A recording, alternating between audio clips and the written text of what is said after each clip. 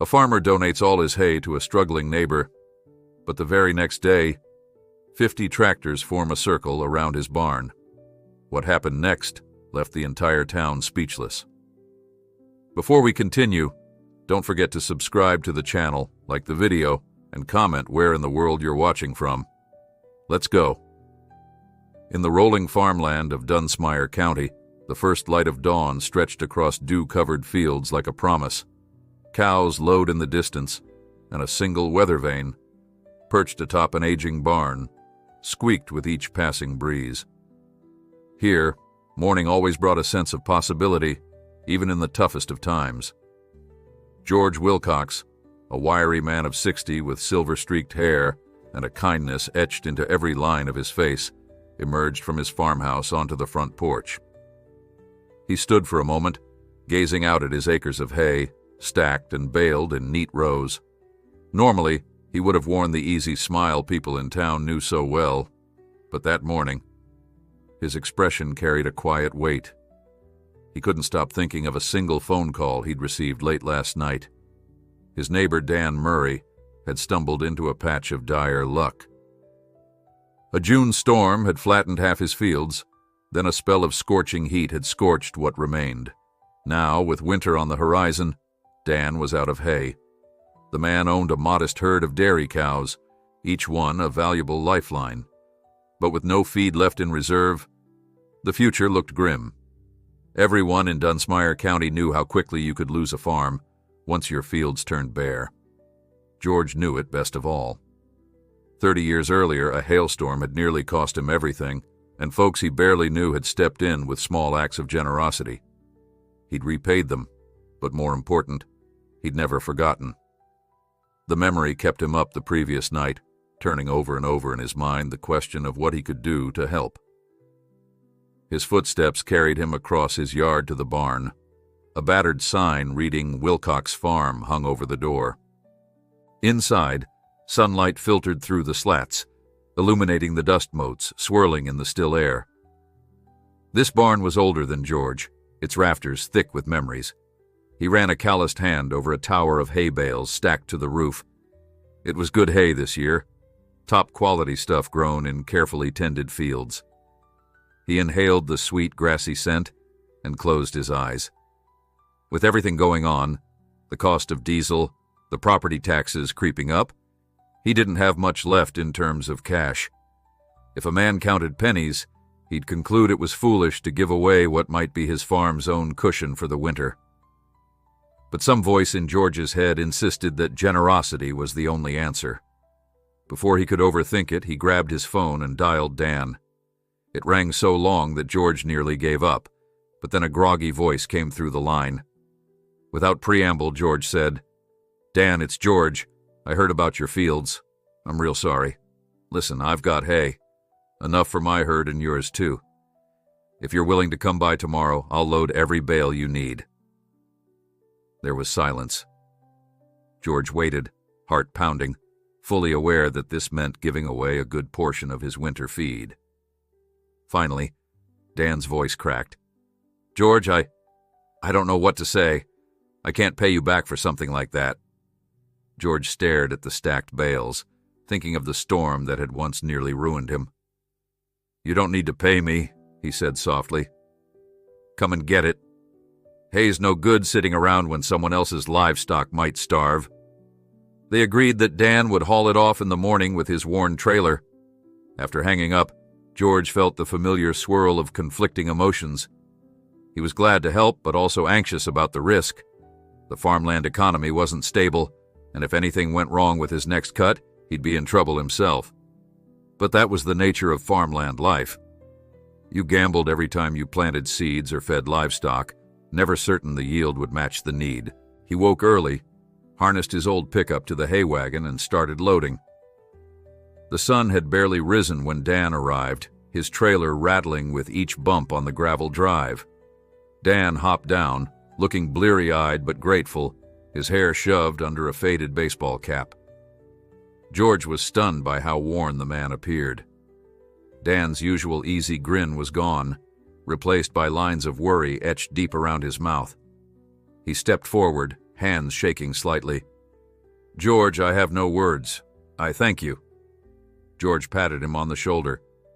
"We do what we can. Let's get started." For over an hour, they lifted bale after bale, stacking them tight. George's teen granddaughter, Lily, arrived mid-load with a thermos of coffee and some biscuits. She was used to seeing her grandfather lend a hand, but she looked concerned. "Grandpa," she whispered, eyeing the diminishing stack, "isn't this your winter hay?" George's muscles ached and sweat dripped from his brow, but he simply nodded.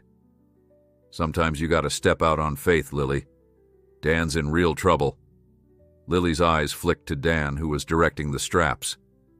She nodded slowly, not entirely convinced, but respectful of her grandfather's decision. When they were done, Dan's trailer and truck bed were piled high, leaning precariously. He turned to George, eyes glistening. "I will repay this. Maybe not tomorrow, but I'll find a way." George forced a lopsided grin, though he felt a pang of worry. Half his reserve was gone. He would make do somehow. "You just take care of those cows, all right?" They shook hands. Then Dan drove away in a squeal of tires and dust, headed back to rescue his herd from a hungry winter. Watching him vanish down the lane, George sighed. Part of him felt lighter, as if a debt from decades ago had finally been repaid.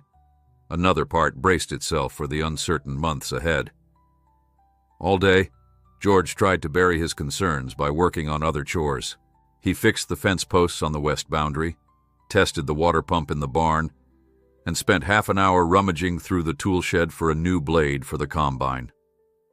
By dusk, exhaustion weighed on him, and he sank into the rocking chair by the porch, gazing at the horizon. He pictured Dan unloading the hay, saving his cattle from meager rations. A wave of relief washed over him. Whatever came next, at least he knew one neighbor wouldn't lose his farm this winter. When the sun rose the following day, George was already on his feet, stepping into his boots. The weather forecast predicted mild days ahead, perfect for the last harvest. He hoped to glean a bit more hay from a second cutting, but the yield wouldn't be huge. As he left the house to check the southern pasture, he noticed something strange. Far off on the road, more dust clouds than usual seemed to swirl. Tractors, maybe. He frowned, shading his eyes. Typically, you'd see one or two neighbors heading to their fields, but that morning, it looked like a convoy. He shrugged it off and kept walking, though a flicker of curiosity tugged at him. The southern pasture was quiet, the grass swaying in a gentle breeze. He knelt to test the soil, noticing a dryness that indicated the last cutting might be thinner than he'd hoped. He stood, hands on his hips, steeling himself for the possibility that he might need to purchase some feed by midwinter. As he walked back toward the barn, a rumble of engines reached his ears. Not a single engine, but many, all humming together in a chorus that made the ground vibrate. He quickened his pace, his heart thudding. What on earth was going on? When he rounded the corner of the barn, the sight nearly took his breath away. Lined up along the edges of his yard were tractors, big, small, ancient models and brand new ones, 50 in total, gleaming in the bright sunlight.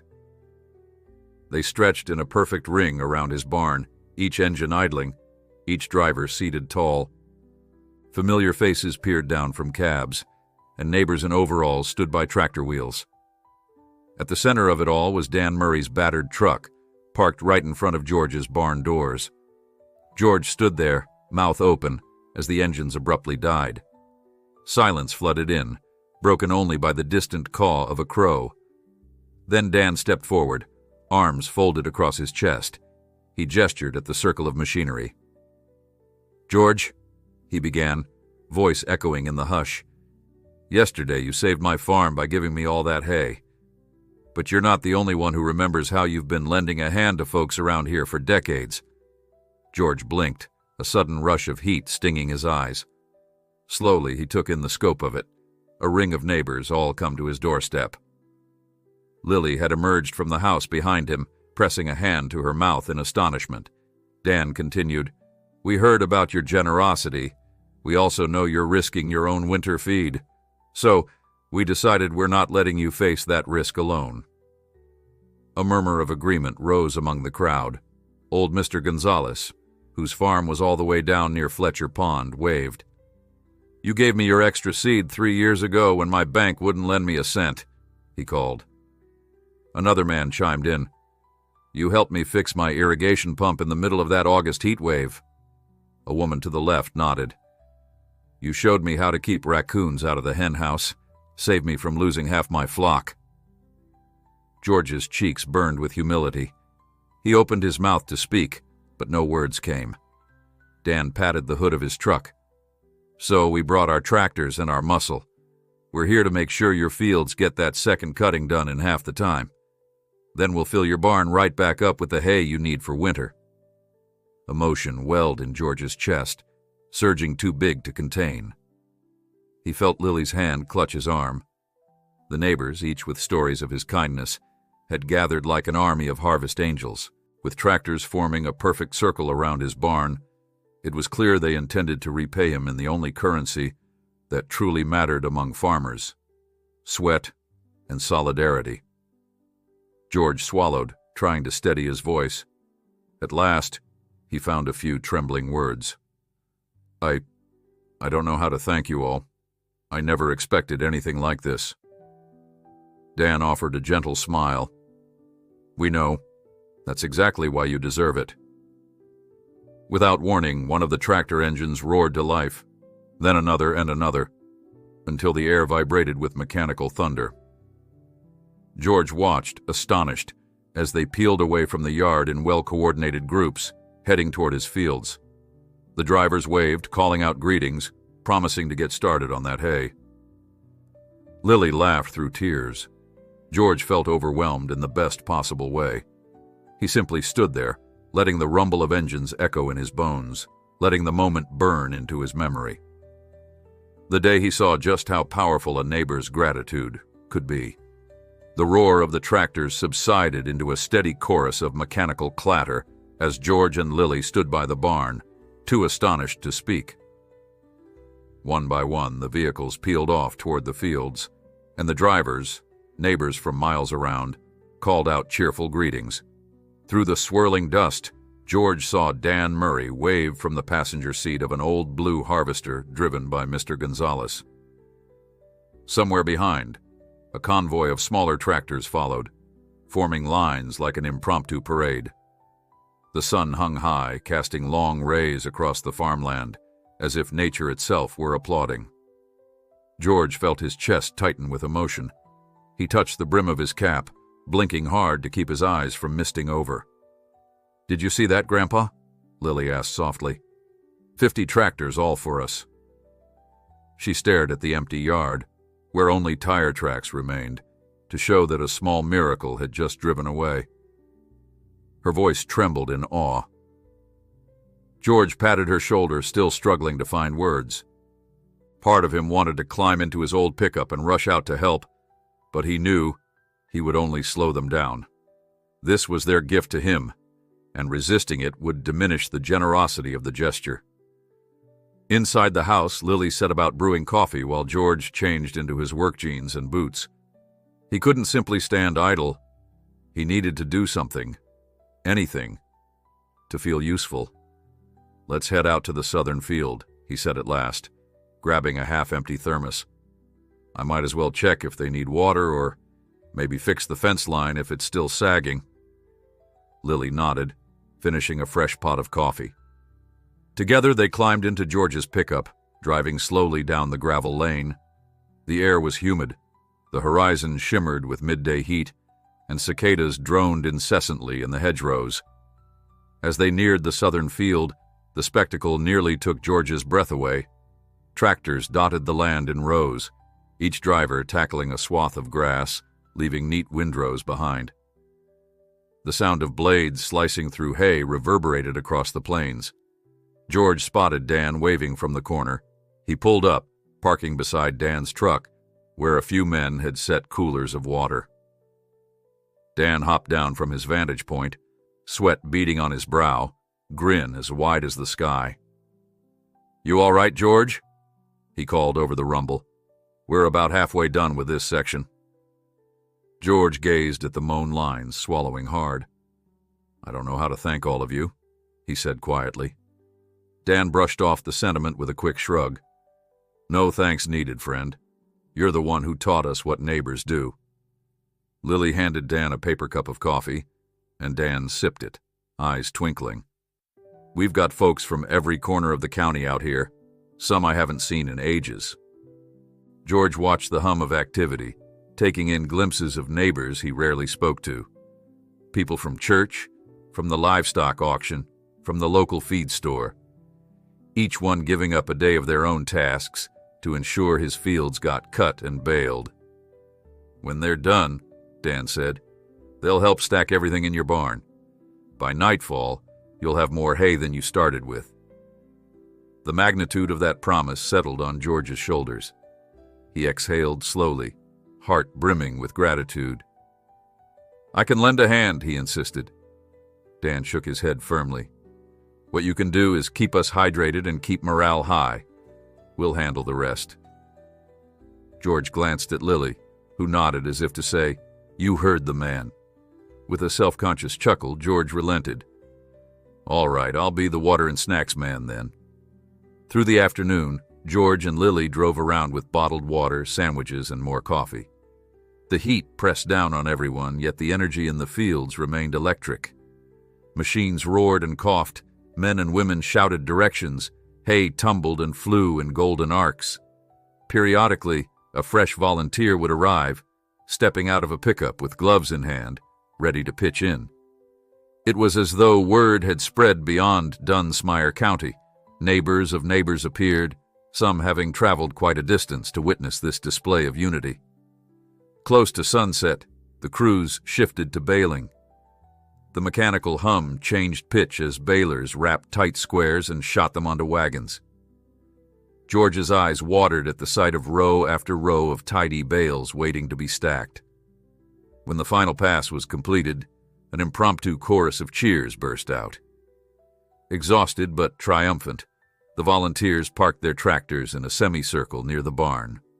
One by one, they hopped down from the cabs, battered hats in hand, shirts soaked with sweat, faces shining with the satisfaction of a job well done. George climbed out of his pickup, nearly tripping on a stray bale twine. "I can't believe it," he said hoarsely. "That was a full day's labor, and you did it in an afternoon. There must be thousands of bales out there." Mr. Gonzalez laughed. "Not quite thousands, but it's plenty. Enough to keep you going through winter and even help out if someone else runs short." Chuckles rippled through the crowd as Lily began passing out jars of lemonade from a cooler. Neighbors stood in clumps, exchanging stories of the day, comparing the horsepower of each other's tractors, joking about whose rig had the best air conditioning or most rattles. Then Dan cleared his throat, stepping forward. Everyone quieted, turning to hear him speak. "All right, we've had a heck of a day, but we're not done yet. We've got to move that hay into the barn. Let's do it in teams, folks. Let's load, haul, and stack." A cheer rose up, and once again they sprang into motion. George wanted to protest, to tell them to go home, but the resolve on their faces was unshakable. So he and Lily retreated to the porch, watching bale after bale disappear into the barn. The last of the twilight cast a crimson glow across the fields when the final wagon load rattled to a stop at the barn doors. Overhead, bats flitted in erratic arcs, snatching insects out of the thick summer air. Inside the barn, men hoisted bales into neat towers, forming a fortress of feed that soared almost to the rafters. The warm smell of newly cut hay enveloped everyone, filling the night with the pleasant fragrance of farmland prosperity. When the last bale was set in place, somebody hollered, "That's it." Applause and whistles filled the barn. George flipped a switch, casting an old overhead light across the interior. He stepped forward, scanning the stacked hay. He recognized how much more there was than he'd ever kept. Clearing his throat, he tried to speak, but emotion tightened around him. So many faces turned his way, each belonging to someone who had chosen kindness over convenience. He swallowed the lump in his throat. I don't know what to say, he began haltingly. You all took a day out of your lives to come here and do this for me. I never expected anything like it. Several people murmured encouragingly, We're here for you, George. In the back, Lily clapped hard, tears sliding down her cheeks. My granddaughter, George added, voice trembling. She asked me this morning why we do these things for each other. And I told her that's just what neighbors do. But you've shown me more than neighborliness. You've shown me a kind of family. He paused, feeling the crowd's attention wrap around him like a warm blanket. I'm an old man, and I don't have fancy gifts or big money to pass around. All I have is what's left of my strength, my gratitude, and my handshake. But I promise you this, if any of you ever need something, anything, I'll be there, best as I can. A wave of applause burst forth. Dan wiped his eyes, then beckoned everyone outside. One last matter of business, he said, leading the group into the evening air where frogs croaked and crickets sang in the tall grass. We've all had a long day. Let's celebrate.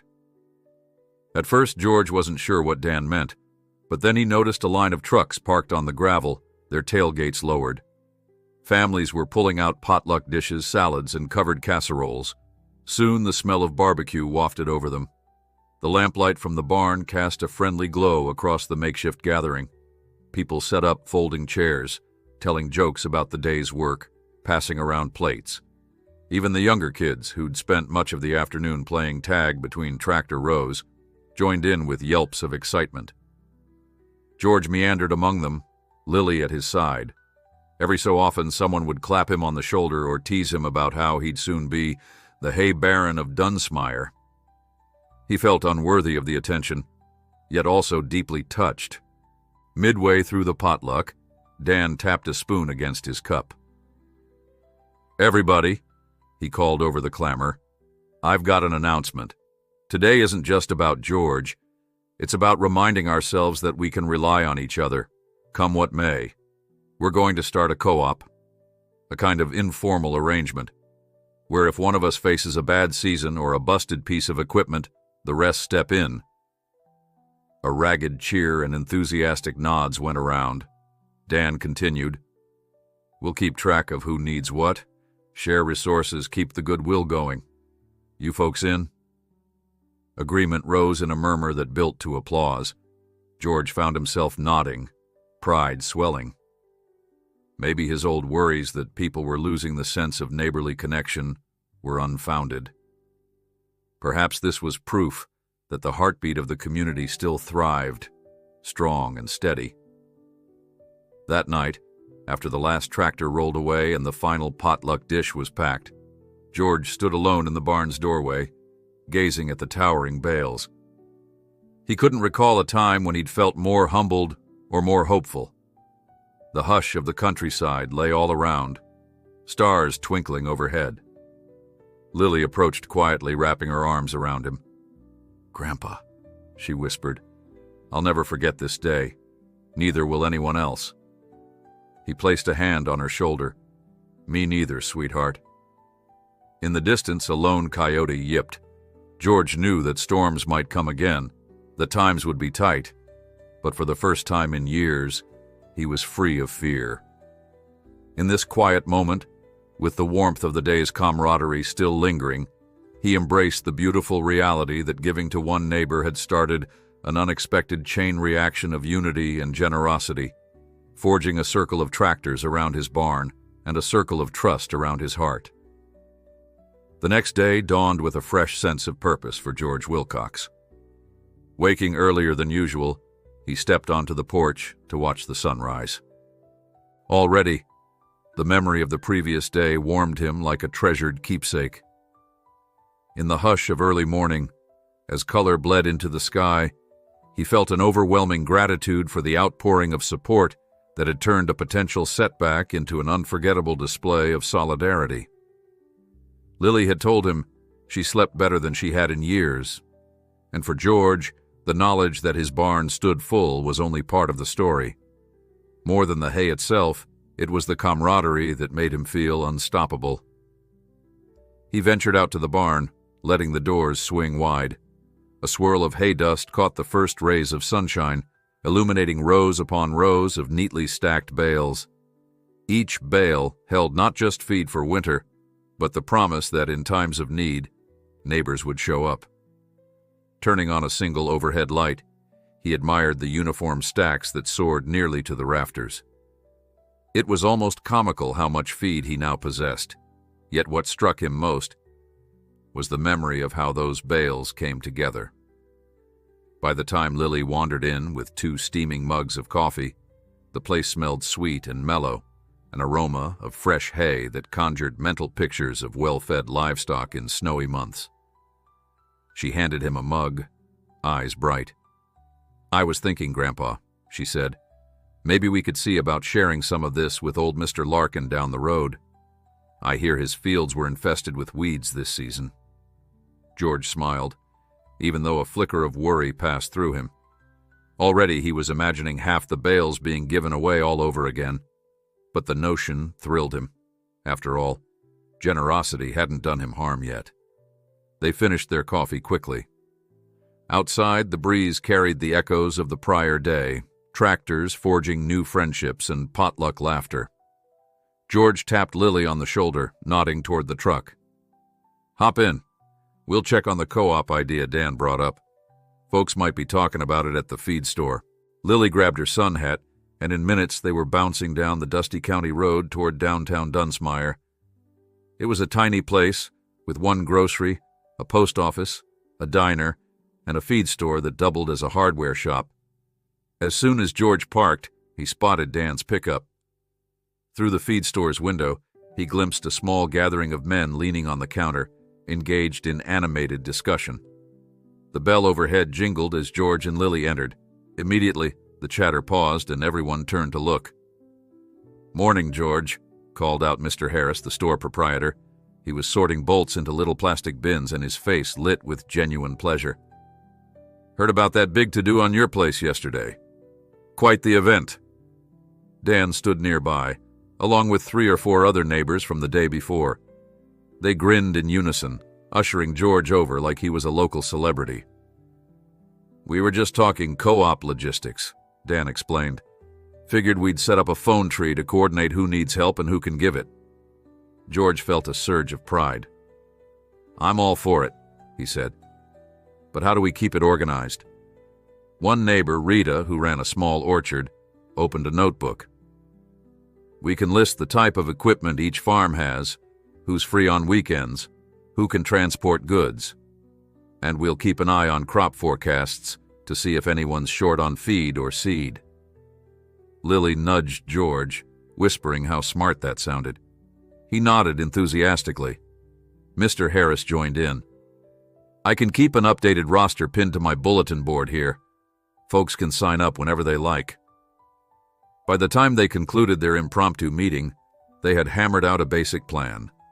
A simple co-op, built on the shared trust that had always existed, but rarely been formalized. Each participant would contribute time and resources, ensuring no single farm went under for lack of hay, repairs, or manpower. Stepping outside, George shielded his eyes from the midday sun. "I never dreamed we'd be doing something like this," he murmured. Dan chuckled, crossing his arms. "Maybe it's about time. My grandpa used to say it takes a whole town to run a farm right. Now we're rediscovering that wisdom." They parted ways, but before George climbed into the truck, Dan called his name softly. "Listen, George, a new hitch just came up. The local land developer, McRae Land Holdings, has been sniffing around. They want to buy farmland cheap, turn it into commercial space. Some folks might be tempted to sell if times get tough." George frowned. "Hate to see farmland turned into stores or warehouses, but that's each owner's choice." Dan shifted, looking uneasy. "Yeah, but McRae's got a reputation for playing dirty, pressuring folks who fall behind on mortgage payments." George's jaw tightened. He'd heard rumors about developers exploiting farmers on the brink. "We'll keep an eye out," he said at last. "Right now, we stand stronger as a community than we ever have. Maybe that's exactly what we need to resist any shady deals." Dan nodded, relief washing over his features. "See you soon, neighbor." Driving back, Lily mulled over Dan's words. "McRae Land Holdings. I've seen a few real estate signs at the county border. They're rumored to be flush with money. Are you worried, Grandpa?" George considered it. "Worrying won't help. But I am concerned for neighbors who might be close to losing their farms. If a big company swoops in, we could lose the farmland sense of community we rely on." A hush fell between them as they bounced along the dusty road. The farmland whizzed by, a patchwork of greens and yellows, dotted with barns and windmills.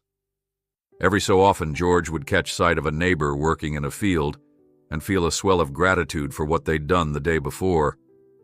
The notion of corporate landholders seizing property felt like an affront to everything he believed in. Later that afternoon, Lily convinced George to attend a town hall-style meeting at the local church. The pastor had offered the space for a discussion about the co-op and farmland preservation. Word spread quickly, and by early evening, the sanctuary's pews were surprisingly full. Rows of farmers, orchard owners, dairy families, and a few small business proprietors sat side by side. Children squirmed, clutching crayons. The pastor stood at the front, a gentle smile on his face, calling for order. Dan started off by describing the success of the tractor rally and how it had sparked the co-op idea. Applause rippled through the pews. Then Rita stepped forward with her notebook, explaining the details they'd hammered out. Every so often people nodded or chimed in with a question. The mood was hopeful, like they were forging a new era of neighborly cooperation.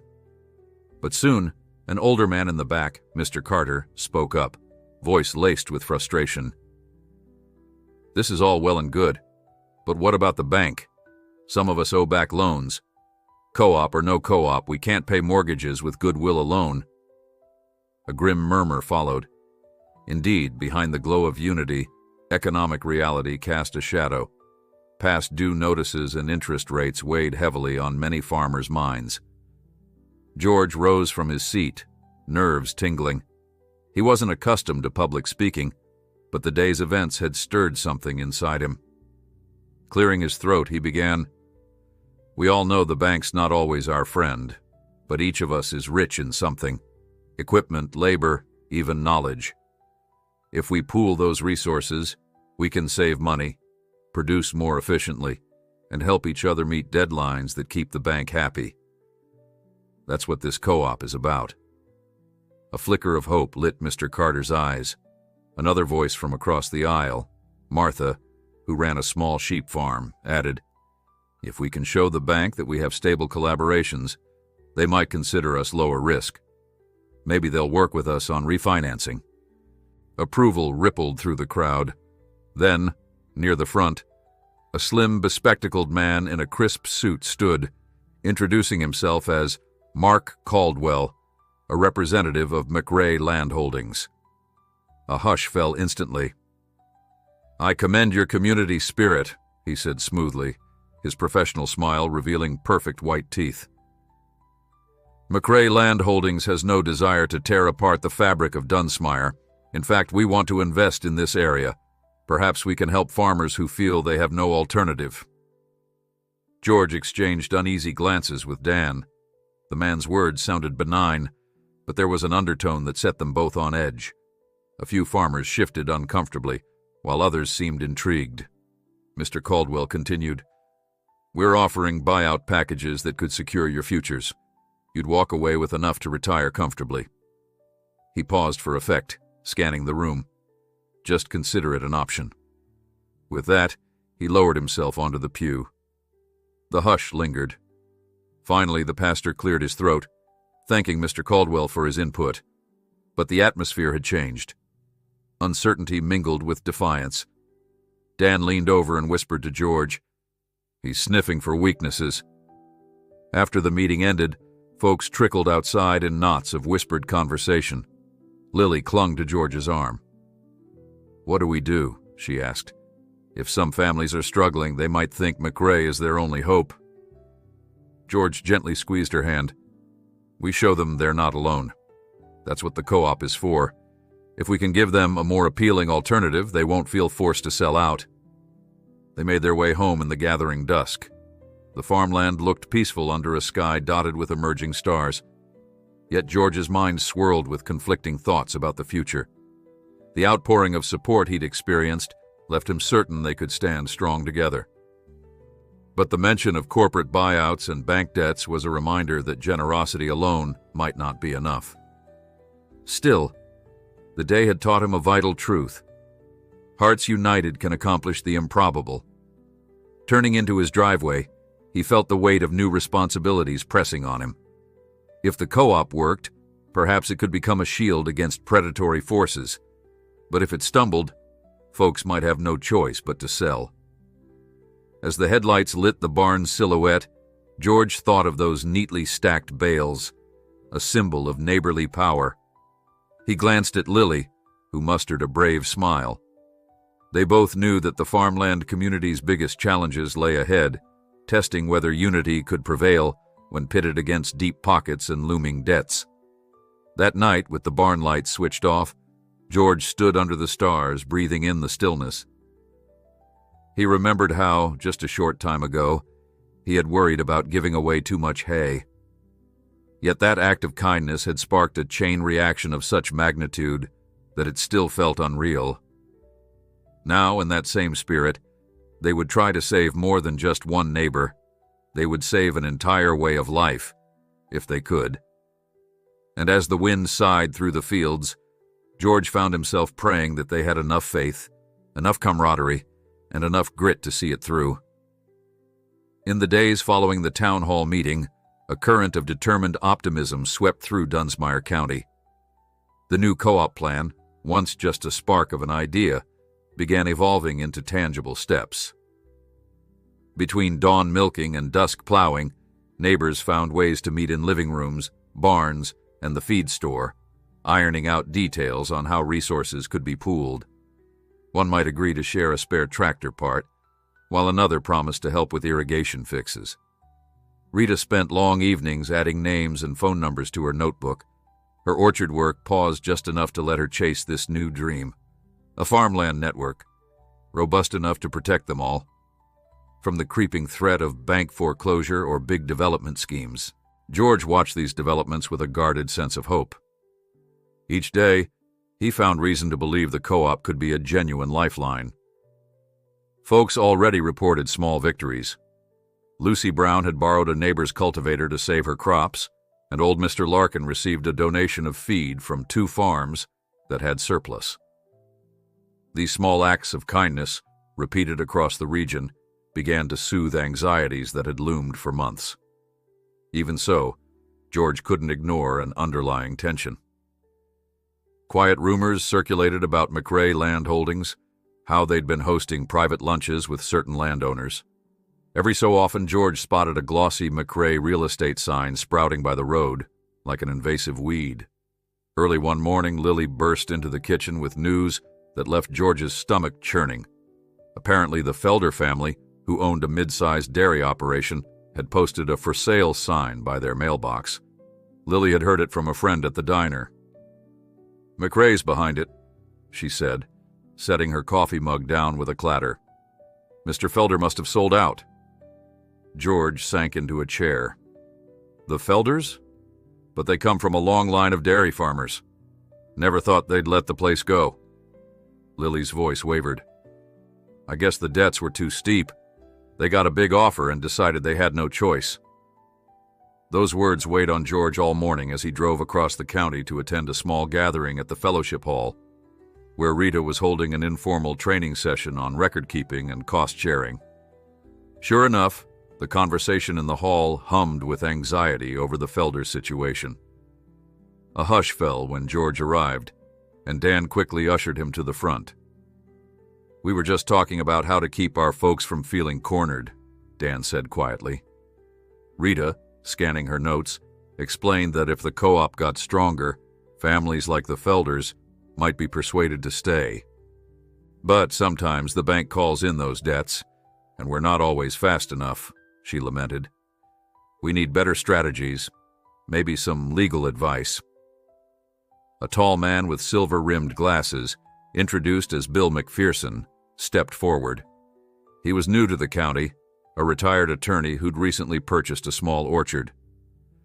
I can help with that, he said, drafting better contracts between co-op members, speaking to banks on behalf of multiple farms. That's right up my alley. Heads bobbed in agreement. We'll take all the help you can give, George said. Relief glimmered in the circle of watchers. But no sooner had they set a date to meet again than the door at the back creaked open, revealing Mark Caldwell, the same McRae representative from the town hall. Conversations died instantly. Caldwell strolled in, all business and courtesy. Afternoon, he said, offering a mild smile. I'm sorry to interrupt. Heard there was a co-op meeting, thought I'd drop by. An uncomfortable silence stretched. At length, Rita cleared her throat and asked if he needed something. Caldwell folded his arms. I simply want to remind everyone that McRae offers solutions too. We're not here to uproot lives. If farmers need an exit, we'll make it seamless. Bill McPherson studied him intently. Some folks might not define selling their ancestral land as seamless. Caldwell didn't flinch. Better that than losing everything to the bank. The Felder family found that out the hard way. A ripple of tension spread. George felt anger flare. You're preying on fear, he said, keeping his voice steady. Caldwell returned a cool gaze. I'm providing options, Mr. Wilcox. Like it or not, farmland's a volatile business. If your co-op is as effective as you hope, you have nothing to worry about. But if not... He let the statement linger. Then, after a polite nod to the group, he saw himself out, leaving a smoldering frustration in his wake. That man, Dan muttered once the door closed, makes my skin crawl. Rita pressed a hand to her temple. He's got nerve showing up here unannounced, but he's right about one thing. We've got to prove ourselves quickly. It was agreed they'd push forward faster with the co-op's official structure, reaching out to every struggling farmer to show them there was an alternative. By the time they broke up the meeting, the mood was resolute. Lily whispered to George on the way out, "This is more than a neighborly favor. We might be in a fight for the soul of this place." George nodded gravely, praying they had enough momentum to stand their ground. Over the following weeks, the hustle of everyday farm life intermingled with bursts of co-op activity. Some members helped erect a large communal storage facility where seeds, spare parts, and feed could be swapped. Bill McPherson organized a meeting with local bank officers, urging them to show leniency on overdue loans if the co-op guaranteed partial payment. While no immediate deals were struck, the bank officials seemed impressed by the unity on display, a rare sight in a district where farmers usually negotiated a loan. The co-op also prepared a modest emergency fund by pooling small monthly dues from each member. The sum wasn't huge, but it was enough to handle minor crises without requiring any farmer to run to the bank for yet another loan. George worked side by side with Lily on their own farm, tidying up the last of the summer hay while also volunteering to help a neighbor fix a broken trough. The day after that, he visited Mr. Larkin, who was indeed plagued by weeds. Together, they hammered out a strategy to spray without harming the beneficial insects. At every turn, George felt the old boundaries between farms fading. People were more willing to share tips, labor, and advice. Whispers of encouragement spread. Maybe they really could outlast the bank. Maybe they could defy McRae's checkbook. Still, signs of worry occasionally surfaced. One morning, Lily pointed out that the "for sale" sign on the Felder property had come down. That sounded like good news, until they learned from Dan that McRae had indeed closed the deal. "They're clearing out the herd next week," Dan reported, sorrow evident in his voice. "Going to subdivide the land, they say." A pang tore through George. Another longtime family gone, another piece of farmland about to vanish. The urgency of the co-op's mission soared. That afternoon, Lily insisted on visiting the Felders to say goodbye. Driving up their gravel path felt surreal. Half their dairy cows already gone, the barn vacant, the once thriving farmland eerily silent. The Felder couple greeted Lily and George with forced smiles and exhausted eyes. "It's done," Mr. Felder said, voice hollow. "We hated to let it go, but what choice did we have? The bank was calling our loan. McRae offered us enough to at least pay off the debt and relocate." Mrs. Felder squeezed George's hand. "You tell the others to hold on if they can. But it's tough, George. Real tough." Leaving, Lily looked inconsolable. "This is what happens when folks feel alone," she whispered. "We have to move faster." George nodded, grief and determination mingling in his chest. The next week brought a glimmer of hope. Bill McPherson reported that the bank had verbally agreed to partial loan extensions for co-op members, provided the co-op continued demonstrating stability. That news sparked a round of celebratory phone calls. Rita scheduled an official signing ceremony to establish the co-op as a recognized legal entity. "We'll gather in the feed store parking lot," she announced. "Bring your potluck dishes, and we'll mark the occasion properly." On a breezy Saturday afternoon, the air thick with the scent of cut grass, dozens of families converged on that small gravel lot. Card tables overflowed with fried chicken, homemade pies, cornbread, and every casserole known to Dunsmire. Kids dashed around while the older folks set up chairs. At the center, Rita and Bill placed a folding table bearing crisp legal forms. It might not have had the pomp of a city contract signing, but the sense of ceremony was profound. One by one, farmers approached the table, signing their names alongside the newly minted co-op charter. Each stroke of the pen marked a promise to collaborate, to share burdens, to stand together. George and Lily watched from the sidelines until Bill beckoned them forward. "We need your signatures too," Bill said, a gentle smile crossing his face. "You and Lily were at the heart of inspiring this, with your hay donation and that tractor circle. It's only right that you officially be counted among the leadership." George's pulse quickened with pride. Lily grinned ear to ear. In front of the assembled neighbors, they took turns scrawling their names. Applause broke out, a wave of cheers that rose into the summer sky, echoing against the battered facade of the feed store. A moment later, as the applause ebbed, Mark Caldwell appeared again, his presence by now a near-constant shadow.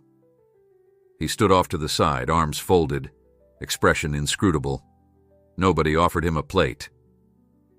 Despite the awkward hush, Caldwell walked up to the table with a polite nod. "Congratulations," he remarked. "I see you've formalized your group. Impressive. Still, a friendly reminder, the market dictates everything, folks. Be sure you're not working against reality." He slid a business card across the table. "For those who realize that sometimes selling is the best path, call me." Then, with a mild tip of his head, he turned and left. An undercurrent of tension hung in the air, but the co-op members, buoyed by the shared hope of this signing, wouldn't let Caldwell's words sour the day. They returned to their potluck, offering each other supportive smiles. Sure, the future remained uncertain, but right now, they had a reason to believe in themselves. George gazed around, feeling a deep conviction that as long as they looked out for one another, they could hold on. Night fell softly, and the feed store lot cleared at last. Many lingered to help fold chairs and pack up leftovers. Dan gave George a parting handshake. "We're in a better place now than we were a month ago," he said. George agreed, remembering how everything changed with a single act of giving. The circle of tractors. The unstoppable wave of solidarity. They had come far indeed. Driving home under a canopy of stars, Lily dozed in the passenger seat, the official co-op documents clutched in her lap. George slowed as he passed the Felder place, where a single light glowed in the window, an empty reminder of a departed family. With a pang, he resolved that no more neighbors would leave if he could help it. The co-op, newly formed, had to stand strong. If not, all the warmth and kinship in the world might not keep Dunsmire's farmland intact. And so, turning down his driveway and glimpsing the tall silhouette of his barn, George steeled himself for the battles yet to come. The real test of their unity lay ahead, and he intended to meet it with all the spirit of a man who'd once watched 50 tractors circle his own barn in an act of pure, unselfish grace. Sunlight dappled the leaves outside George Wilcox's kitchen window as he rose early to prepare for the day's chores. The newly formed co-op, fresh off its triumphant signing ceremony, had begun fielding a flurry of requests for assistance. Though many neighbors had found fresh hope, the specter of looming bank deadlines and potential corporate buyouts persisted. George quietly brewed coffee for himself and Lily, thinking about how quickly everything had changed. It seemed like only yesterday that he'd risked his own winter feed to rescue Dan's herd, triggering the chain of generosity that now united the county. Each new morning brought a heightened sense of purpose, and yet George couldn't shake a nagging worry. The Felder family's departure remained a cautionary tale, and Mark Caldwell's smug intrusions reminded them all that moneyed interests still lurked on the periphery, ready to pounce if the co-op stumbled. After breakfast, Lily drove their pickup across winding back roads to deliver a spare set of irrigation hoses to the Klein place. The Kleins, older couple with arthritic joints, had called the co-op phone line about a sudden leak in their pivot system. Thanks to the new arrangement, they'd posted their need that morning, and Lily was already en route with the right supplies. While Lily possessed no illusions about being a professional mechanic, she was resourceful enough to help patch the damaged hose. When she arrived, Mrs. Klein greeted her with homemade cookies and a trembling grin. The older woman marveled at how swiftly help had come. Lily realized in that moment just how profound the co-op's influence had become. An invisible thread of mutual aid winding through every farm and forging an unbreakable bond of trust. Meanwhile, George drove to Bill McPherson's orchard, where a handful of co-op volunteers were brainstorming ways to strengthen their group finances. Bill, wearing a faded flannel shirt that belied his law background, stood with arms crossed near the orchard's edge. He'd recently discovered that if they pooled not just labor, but also certain credit lines, they could potentially negotiate better loan terms. "We can't solve every debt," Bill cautioned, "but maybe we can unify under a single umbrella. If enough co-op members sign on, the bank might offer us collectively lower interest rates." Standing on a gently sloping field dotted with apple trees, George listened, impressed. This was the sort of forward thinking they needed. Yet the plan required near total participation to be effective, and each farm carried its own unique fears. Some might be reluctant to surrender autonomy, even for survival. Discussion meandered through the morning, punctuated by phone calls about broken machinery or crop advice. Bill's orchard echoed with the distant hum of bees, a subtle reminder of nature's own cooperative balance. "Whatever we propose," Bill said, "we have to present it with clarity. Farmers want to see the numbers. If we can prove that membership in this group lowers individual costs, even by a small margin, they'll be in." George nodded, adjusting his straw hat to block the sun. He recalled McRae's agent, lurking at the signing ceremony, offering bleak forecasts. However, if the co-op's new financing model outperformed expectations, Caldwell's scare tactics might lose their sting. "Let's gather data from each member," George suggested. "Show them side-by-side comparisons of loan rates with or without co-op backing. Hard facts might tip the scale." That afternoon, George rode along with Dan to a remote patch of farmland owned by the Chens, who specialized in organic produce.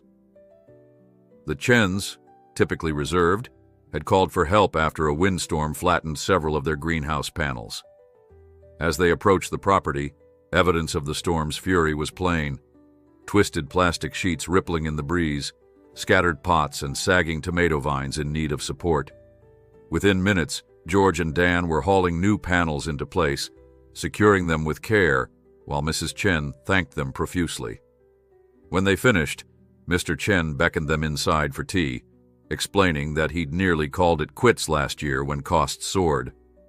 "If the co-op can spare me any more greenhouse materials, I might expand next season," Mr. Chen said quietly, hope brightening his voice. George's heart gladdened. Every conversation reinforced that they were building a lifeline. Soon the evening's golden light cast long shadows across the fields, and George found himself back home, sipping sweet tea with Lily on the porch. She recounted how Mrs. Klein's relief had nearly brought her to tears. George smiled at the story, reminded of the heartbreak in Felder's eyes when they conceded defeat. How different it could have been if they'd had this kind of network sooner. Lily gazed at the darkening sky. "Grandpa, what if the co-op's not enough? We can't fix the global market or the big bank policies." George reached over, squeezing her hand gently. "We can't fix everything, that's true. But we can show folks they're not alone. That might buy enough time for them to weather the storm." As dusk settled, they watched fireflies flicker in the near field, each tiny glow a testament to small lights kindling hope against the dark. Over the next week, Bill and Rita coordinated a massive data collection effort, sending volunteers to every co-op member to record current loan rates, monthly expenses, and equipment inventories. Though some balked at sharing private figures, Bill assured them that only aggregate numbers would be presented. The process was laborious. Amid daily chores, each volunteer hopped farm to farm, armed with clipboards and calculators. Yet the results were stunning. Gathering one evening in the makeshift co-op office, a corner of the feed store, Bill spread out the spreadsheets. "If we unify," he announced, "our combined borrowing power is substantial. We can approach the bank with a negotiated rate that could save each farm thousands per year." Gasps of excitement rippled. George felt goosebumps. This was the solution they'd hoped for.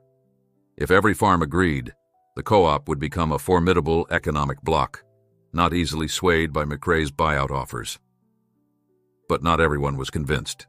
In side conversations, grumblings emerged about what might happen if a single farm defaulted under the co-op's collective arrangement.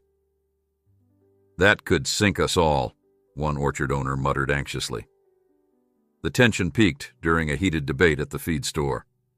Bill proposed that the co-op create an internal safety net, using its small emergency fund to cover any unexpected shortfalls. "We watch each other's backs," Bill insisted. A middle-aged rancher retorted, "And if it's me that fails first, will you resent me for dragging you down?" The group fell quiet. Then George spoke up, voice humble. "Remember how I gave Dan my hay? He could have defaulted, leaving me high and dry, but he didn't. We trusted each other. That's how neighbors survive. If we go into this, we do it wholeheartedly, or not at all." Slowly, the tension eased, replaced by thoughtful nods. While these internal debates raged, Mark Caldwell ramped up pressure from another angle. More real estate signs appeared by farmland edges, marking properties whose owners were tempted by McRae's promise of quick cash. Caldwell even sponsored a local radio ad, praising the opportunities his firm brought to Dunsmire. Rumors flew that a big grocery chain wanted to build a distribution center on once fertile pasture. Late one afternoon, George discovered a small flyer tucked under his truck's windshield wiper while shopping at the hardware store. The flyer read, "Selling farmland doesn't mean the end. It means a new beginning. Let McRae pave your way forward." George crumpled it in his fist. Every day, it felt like they battled not only the bank's loan timetables, but also Caldwell's cunning marketing. Yet for every anxious rumor, the co-op forged another success story. The Bensons got a last-minute reprieve when co-op members harvested their entire corn crop. ensuring they could meet a critical sales deadline. Larkin's weeds were brought under control after half a dozen volunteers pitched in. The local diner began a co-op special, donating part of its proceeds to the emergency fund. Watching these triumphs stack up, George felt renewed vigor surge through the community. By the time Bill scheduled a formal meeting with the bank to discuss unified financing, nearly every co-op member was on board. One summer morning, with sunflowers nodding in the breeze, a caravan of pickups and battered cars rolled into the bank's parking lot. Stepping out together, they represented a farmland community united by one goal: survival on their own terms, no matter what obstacles might come. They stepped forward as one, hearts set on forging a better path. At 9 sharp on a Friday morning, a solemn procession of trucks and cars pulled into the First County Bank parking lot, each vehicle bearing the hope of a farming family. George Wilcox climbed down from his old pickup and brushed the dust from his jeans. Just behind him, Lily emerged, gripping a stack of co-op documents. They were joined by Dan, Rita, Bill, and nearly a dozen more co-op members who had rearranged chores and family schedules to appear. The late summer sun beat down, raising heat waves from the asphalt, and the distant hum of traffic mingled with the rustling of starched shirts as everyone prepared themselves for the meeting inside. From the outside, the bank appeared as it always had: a modest 2-story brick building, white columns out front, green awning over the entrance. Only now, the group filing toward the front door carried a collective determination that made the place feel like a battleground. They wanted more than a handout or a favor. They wanted a strategic partnership. If successful, the co-op's unified approach would lower interest rates for every participating farm, reinforcing the unity that had already become the county's lifeblood. In the foyer, a receptionist asked them to wait. The bank lobby's glossy tile floor and crisp air conditioning felt worlds away from dusty fields and barnyard chatter. The co-op members settled into rows of padded chairs, their tension mingling with cautious optimism. Some, like George, kept a calm facade.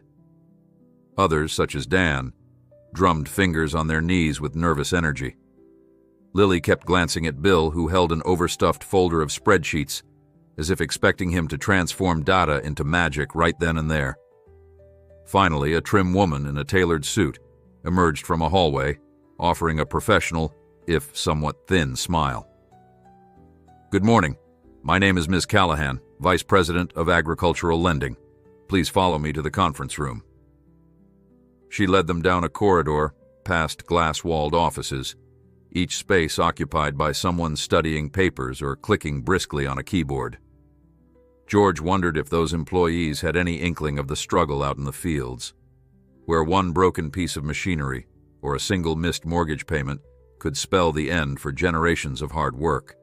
The conference room was smaller than expected, featuring a polished table that barely seated the group, a projector humming in the corner, and a plate of pastries set beside a coffee urn. Ms. Callahan took her place at the head. To her right stood 2 other bank officials, one older, gray-haired man with a stern expression, and a younger woman, flipping through a folder labeled Risk Assessment. In a small county like Dunsmire, these were the people who decided which farmers got a lifeline and which were left to sink. Bill McPherson cleared his throat, standing to address the bank staff. "Thank you for meeting with us. As you know, we're representatives of the newly formed Dunsmire Farmers Co-op. We have compiled data from each farm to propose a collective refinancing arrangement."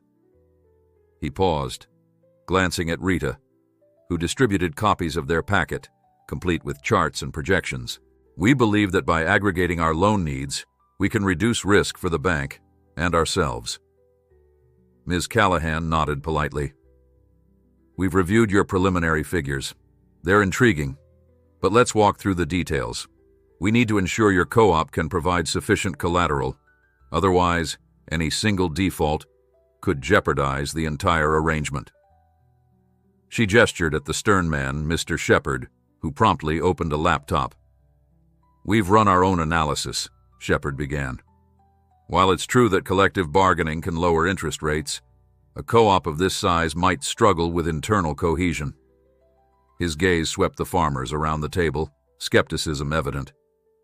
You expect every member to be financially stable enough to prop up the rest? George felt his throat tighten. Bill calmly explained the safety net concept. A portion of each farmer's profit would go into the co-op's emergency fund. If one farm hit crisis, the fund would cover short-term gaps. Shepard frowned, tapping his pen. That's a noble idea, but we must see consistent contributions. How do we know members won't back out when the going gets tough? Rita leaned in, voice steady. Because that's the point of being a co-op. We stand or fall together. Ms. Callahan studied them thoughtfully. We'd like to see historical data, revenue trends, yield averages, prior debt records, for at least the past 3 years, farm by farm. Only then can we finalize a lending rate. Lily slid a binder across the table, carefully labeled. It's all here, she said, forcing a polite tone despite her nerves. We compiled it in the last 2 weeks. You'll find any missing pieces in the appendices. The younger bank official flipped through the binder, eyebrows rising at the thoroughness. For nearly an hour, questions volleyed back and forth. Bill addressed legal structures. Dan described the day-to-day co-op communication, and George answered queries about contingency plans for droughts or storms. The bankers scribbled notes, exchanged glances, occasionally whispered among themselves. Finally, Ms. Callahan closed her folder, sighing. All right, we need time to review these details in depth. We'll issue a preliminary response next Friday.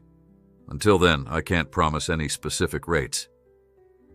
A murmur passed through the farmers. They'd hoped for an immediate decision, but it seemed they'd have to wait. Before the meeting adjourned, George mustered the courage to speak from the heart. Ma'am, sir, he said, meeting the official's eyes. This co-op isn't just a fancy idea. It grew out of neighbors saving neighbors. I gave away half my hay, and folks repaid me by harvesting my entire field. Now we aim to help each other avoid foreclosure, keep farmland unspoiled, and preserve the backbone of this county's heritage. I hope the bank sees that we're stronger together than we ever were alone. Ms. Callahan inclined her head. We understand, Mr. Wilcox. We'll do our best to evaluate fairly. Then, with polite smiles and promises of next steps, the bank staff guided them back out to the lobby. Outside, the group gathered around the trucks. The rising sun glinted off Dan's windshield as he breathed a sigh of relief. We've done what we can, he said, scanning their faces. Next Friday, we'll know if they'll stand with us or not. Bill offered a reassuring nod. Rita and Lily exchanged glances of cautious optimism. George couldn't help thinking about Mark Caldwell, who was likely eager for this plan to fail. That thought steeled his resolve. They parted ways, returning to their respective farms. That afternoon, George accepted a request from a rancher named O'Connor, who needed extra hands to fix a collapsed fence line. Driving past open fields, he found O'Connor covered in dust, struggling to replant wooden posts after a small landslide. Without a word, George grabbed a shovel. A pair of co-op teenagers arrived on bikes and threw themselves into hauling debris. Within 2 hours, they had a new fence in place, and O'Connor was near tears with gratitude. I was so close to letting the cattle roam. Didn't have the money to fix this. You folks just saved my bacon, he said, voice quivering. George clapped the man on the back and replied, That's what neighbors do. By evening, Lily was hurrying around the kitchen, warming leftovers while George steadied his aching back against a chair. He'd come home to several new messages on their co-op phone line. Someone's tractor broke down near the orchard. Another needed a short-term feed loan for goats. Lily jotted them on a notepad. That phone won't stop ringing, she said, half in amusement, half in exhaustion. Is this what it means to be the hub of the co-op? George managed a weary smile. Seems so, but better busy than watching each neighbor slip away. They shared dinner quietly, both burdened by a sense that every day until the bank's decision would be critical. If next Friday brought good news, The co-op might thrive. If it brought disappointment, would families sell out to McRae in despair? That night, Dan called to update them on the rumor mill. "I heard Caldwell's people are approaching the Montoya farm next. Apparently, Mr. Montoya's orchard yields have been down due to pest issues. He might be tempted to sell." George raked a hand across his brow. "We can't let that happen. Montoya's orchard is one of the oldest in the county, and he's proud of it. If the co-op can help him beat those pests, maybe he'll hang on." They arranged a plan. Next morning, volunteers would head over to Montoya's place with sprays and nets, trying to quell the outbreak before it crippled his yields further. At dawn, Lily set off with Rita and 2 others, sprayers loaded in the back of a dusty pickup. As the sun climbed, they methodically covered the orchard rows. Montoya, a stout man in his 60s, trailed them anxiously, pointing out where leaves had been devoured by caterpillars. He seemed frazzled, admitting that McRae's agent had just offered a lump sum he could not ignore for long. "Let's see if we can turn this around," Rita reassured him, "so you don't have to give up." The orchard smelled of ripe fruit and pungent pesticide, a blend of hope and necessity. While they worked, Montoya kept casting glances at Lily, as though her presence, her youth, represented a breath of fresh conviction. Lily noticed and felt a spark of pride. The co-op was changing her too, from a reserved farm helper into a woman unafraid to tackle bigger battles. They finished by midday, satisfied that their efforts had at least halted the worst of the infestation. Montoya insisted on feeding them a quick lunch of homemade tortillas and grilled peppers, his gratitude apparent. "You saved me from another terrible blow," he said with a weak smile. "Maybe I can hang on until harvest now." As Lily climbed back into the pickup, she glanced at the orchard's sunlit rows, wounded yet still standing. In that moment, she felt the same optimism she saw in the resilient limbs of those fruit trees. They wouldn't give up so easily. Pulling back onto the dirt road, Rita dialed George on her cell phone, updating him. "We're in good shape here," she said. "No sign of Caldwell, and Montoya says he's holding off on any sale for now." George exhaled in relief. Another day, another small victory. Yet in the recesses of his mind, the ticking clock reminded him that it all might hinge on what the bank said come Friday. With farmland at stake, hearts and hopes rode on that decision.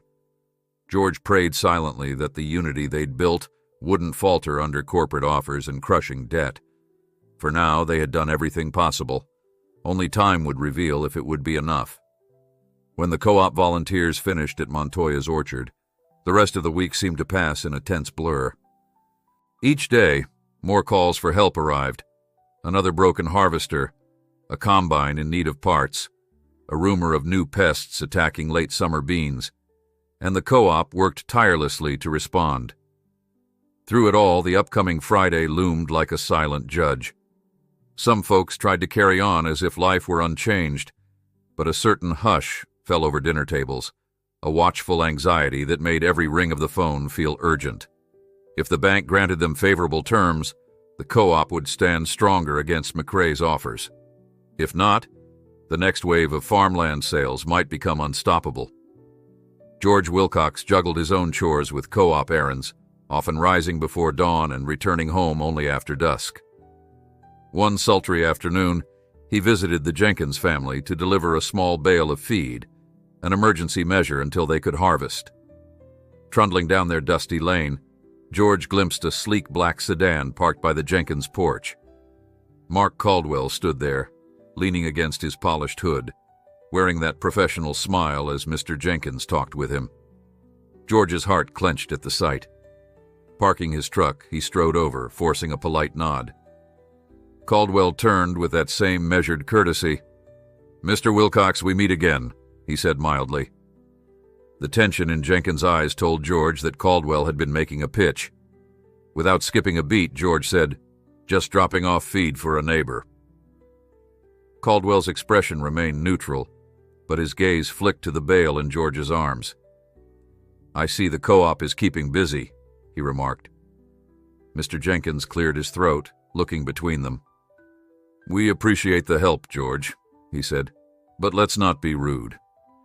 Mr. Caldwell here was just offering us a buyout for the farmland behind the barn. Says we could rent it back in the short term."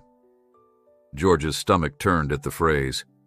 Renting farmland that used to be yours was the exact trap from which so many never escaped. "We'll talk more about it later," Jenkins added hastily, trying to diffuse the uncomfortable scene. George carried the bale around back, and by the time he returned, Caldwell had left. He found Mr. Jenkins leaning against the porch rail, shoulders tense. George spoke softly. "Everything all right?" Jenkins fiddled with the brim of his hat. "I owe the bank a balloon payment soon. If we don't get that co-op loan guarantee, I might be out of time." George felt his pulse hammer.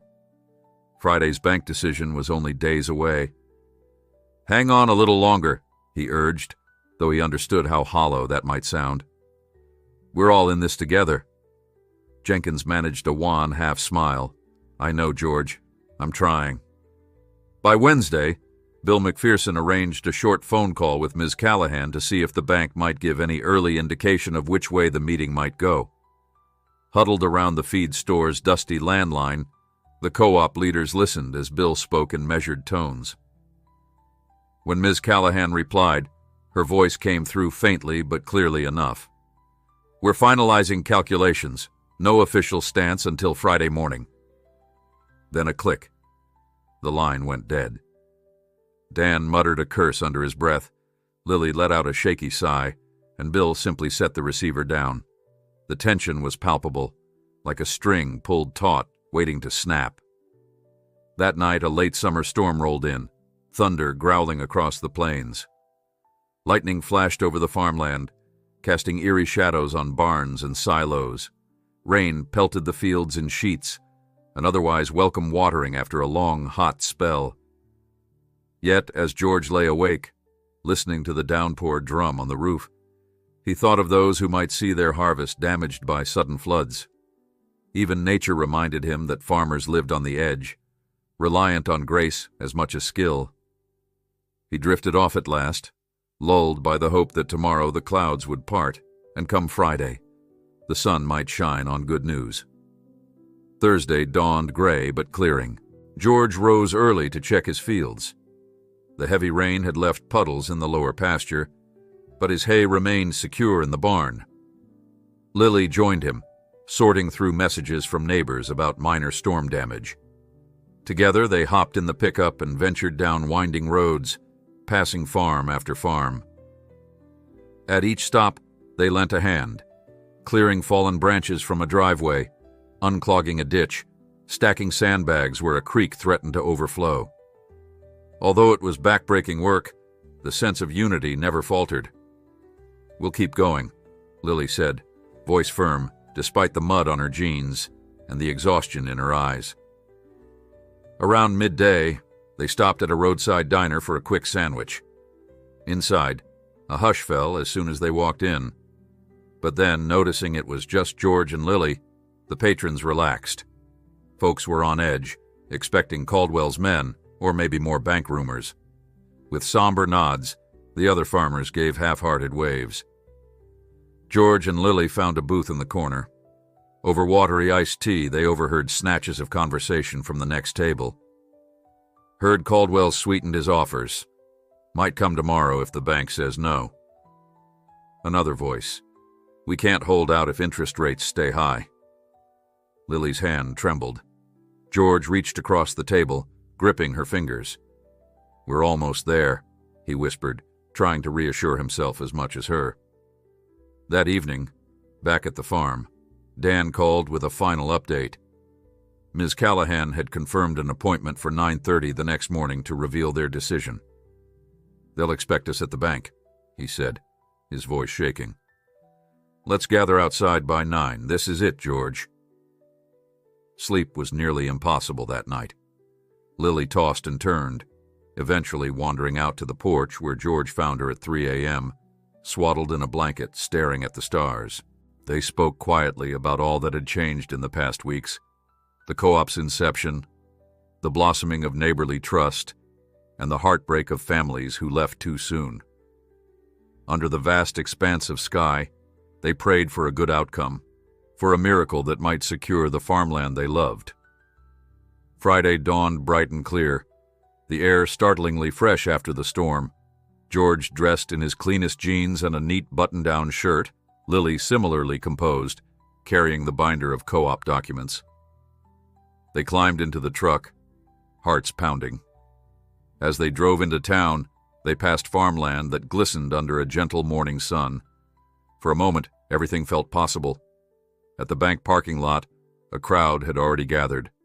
Bill, Rita, Dan, and nearly 30 other co-op members, each bearing anxious smiles. They greeted each other with subdued waves or hugs, forming a semicircle near the entrance as they waited. At 9:20, Ms. Callahan stepped out, summoning them to the same conference room as before. Inside, the atmosphere was electric with anticipation. Ms. Callahan, poised at the table's head, introduced the same team from last time. Mr. Shepard, the older official, plus a few staff who had scoured the co-op's data. She wasted no time. First County Bank has completed its review of your proposed collective financing arrangement, she began, voice formal but not unkind. We recognize the unique cohesion among these farms. Consequently, we have decided to offer a unified loan structure at a reduced interest rate for all co-op members in good standing. A stunned silence gripped the room. Then Bill, almost unable to speak, managed, "At what rate, Ms. Callahan?" She glanced at a paper. 3.4% fixed for a 5-year term. Each member must adhere to the co-op's safety net policy. Any default triggers an internal co-op remedy before the bank steps in. Murmurs of astonishment filled the space. Lily's eyes glistened with tears of relief. George exhaled slowly, absorbing the magnitude. This was lower than many individuals could have secured on their own. For some, it might be the difference between losing their farm or hanging on. Mr. Shepard cleared his throat. However, note that if the co-op fails to maintain timely payments for any reason, if, say, more than a small fraction of members lapse, the entire agreement reverts to standard rates. Keep your fellow farmers accountable. Bill answered gravely, "We understand. We'll do our part." Ms. Callahan offered a faint smile. "Then congratulations. We'll prepare final paperwork next week. In the meantime, consider this our formal commitment." In that moment, an audible sigh of relief swept the room. Dan clapped Bill on the shoulder, tears forming in the corners of his eyes. Rita let out a small whoop before covering her mouth in embarrassment. George felt warmth flood his chest. The weeks of worry, the nights of doubt, all culminated in this reprieve. Still, a quiet voice in his mind reminded him that challenges would remain. The farmland faced harsh weather, fluctuating markets, and the persistent cunning presence of McRae. But for now, they had a fighting chance. Gathering in the bank lobby, co-op members exchanged embraces, relief shining on every face. They spilled onto the sidewalk, blinking in the bright midday sun. Word spread quickly, as if carried by the breeze, that the bank had endorsed their plan. Passers-by approached to ask if the rumors were true. Soon the entire town seemed to buzz with excitement, a ripple of optimism washing away the gloom. Over by the feed store, strangers honked and waved. Someone declared they would ring the church bells in celebration. The buoyant mood felt almost surreal, like a carnival had come to a place that had forgotten how to laugh. Looking across the parking lot, George spotted Mark Caldwell standing by his black sedan, arms crossed. His face was unreadable as he took in the scene of jubilant farmers. Then, without a word, he slipped into his car and drove off. George wondered if Caldwell was heading to meet landowners with more tempting offers. Let him come, George thought. Today, the farmland had found a new shield and a chance to preserve what mattered most. In the swirl of backslaps and handshakes, Bill pulled George aside. "We did it," he murmured, voice trembling with gratitude. "But the real work starts now. We must maintain solidarity, keep each other afloat. George nodded, glancing at Lily, who was already calling a neighbor to share the news. "We'll keep watch," George affirmed. "We owe it to every farm that stuck with us, and those that had to leave too soon." At that, he joined Dan and Rita, who were planning a co-op gathering that very evening at the orchard. "We should celebrate," Dan declared, "but also talk strategy. Caldwell won't go quietly." George agreed. A swirl of emotion overtook him. Relief, pride, a simmering wariness. With the bank's backing, they had a powerful tool, yet farmland was always vulnerable. Storms, pests, or the next corporate maneuver. Even so, for the first time in months, George breathed without that constant knot of fear. Walking to his pickup, he turned to take in the sight. Neighbors smiling, clasping hands, tears of joy shining in midday sun. Their farmland dream lived on, stronger and more united than ever. And if Caldwell or any other threat arose, the co-op would stand ready, forging hope out of solidarity, bale by bale, field by field. That same evening, the co-op gathered under the apple trees at Bill McPherson's orchard to celebrate the bank's decision. Long wooden tables draped in checkered cloth were laden with potluck favorites, casseroles, pies, potato salad, and fresh bread. The late summer sky glowed lavender and gold, while a few stray bees meandered around pitchers of lemonade. Children darted among the rows of trees, shrieking with laughter, oblivious to the weight that had, until now, pressed upon their parents. It felt as if the entire county had exhaled, relief and elation breathing color into a future once clouded by doubt. George stood with Lily and Dan near a table stacked with plates, soaking in the sight of neighbors who, for the first time in months, weren't huddled anxiously over ledgers. Instead, they swapped stories about harvest yields, teased each other about tractor upkeep, and recounted the day's triumphant bank encounter. A fiddler struck up an informal tune, filling the orchard with music that mingled with the soft rustle of leaves. In that tranquil moment, the co-op's unity shimmered tangibly, almost like a protective shield around them all. Rita circulated through the crowd, collecting final signatures on the official loan documents. Everyone wanted to confirm their place in this new era of shared risk and shared reward. Each pen stroke felt like a vow that no farm would walk alone again. Bill, standing by a lantern and a small collapsible podium, waved his arms to gather attention. "Friends," he called, voice quivering with emotion, "we did it. We convinced the bank that we're stronger as one. Now let's keep proving that we can support each other through every hurdle." Applause rippled, accompanied by cheers and a few playful whistles. Lily, perched on a wooden crate for a better view, beamed at George. "It's like we're building a living testament to that day when you gave all your hay to Dan," she said softly. George nodded, recalling how that single act of kindness, along with the circle of tractors, had sparked a movement beyond anything he could have imagined. Now that spirit was embedded across the region, a daily reminder that farmland survived on cooperation as much as soil and seed. Even so, a keen observer might have noticed small pockets of unease. Some neighbors who'd nearly taken McRae's offers still carried lines of tension in their faces. The co-op's collective financing guaranteed a lower rate, but it also required faith in one another's integrity. Farmers here valued independence, and the notion that someone else's default could jeopardize them all had sparked lingering doubt. George, strolling between tables, picked up fragments of hushed conversations about whether this new arrangement might one day collapse if a major disaster struck. About an hour into the potluck, Bill tapped a spoon against a mason jar, calling for a moment of silence. The fiddler paused mid-tune, and chatter died away as heads turned. "I know we want to enjoy tonight's celebration," Bill said, voice resonating clearly in the hush. "But there's something we should address. McRae land holdings won't just fade into the background now that the bank's on our side.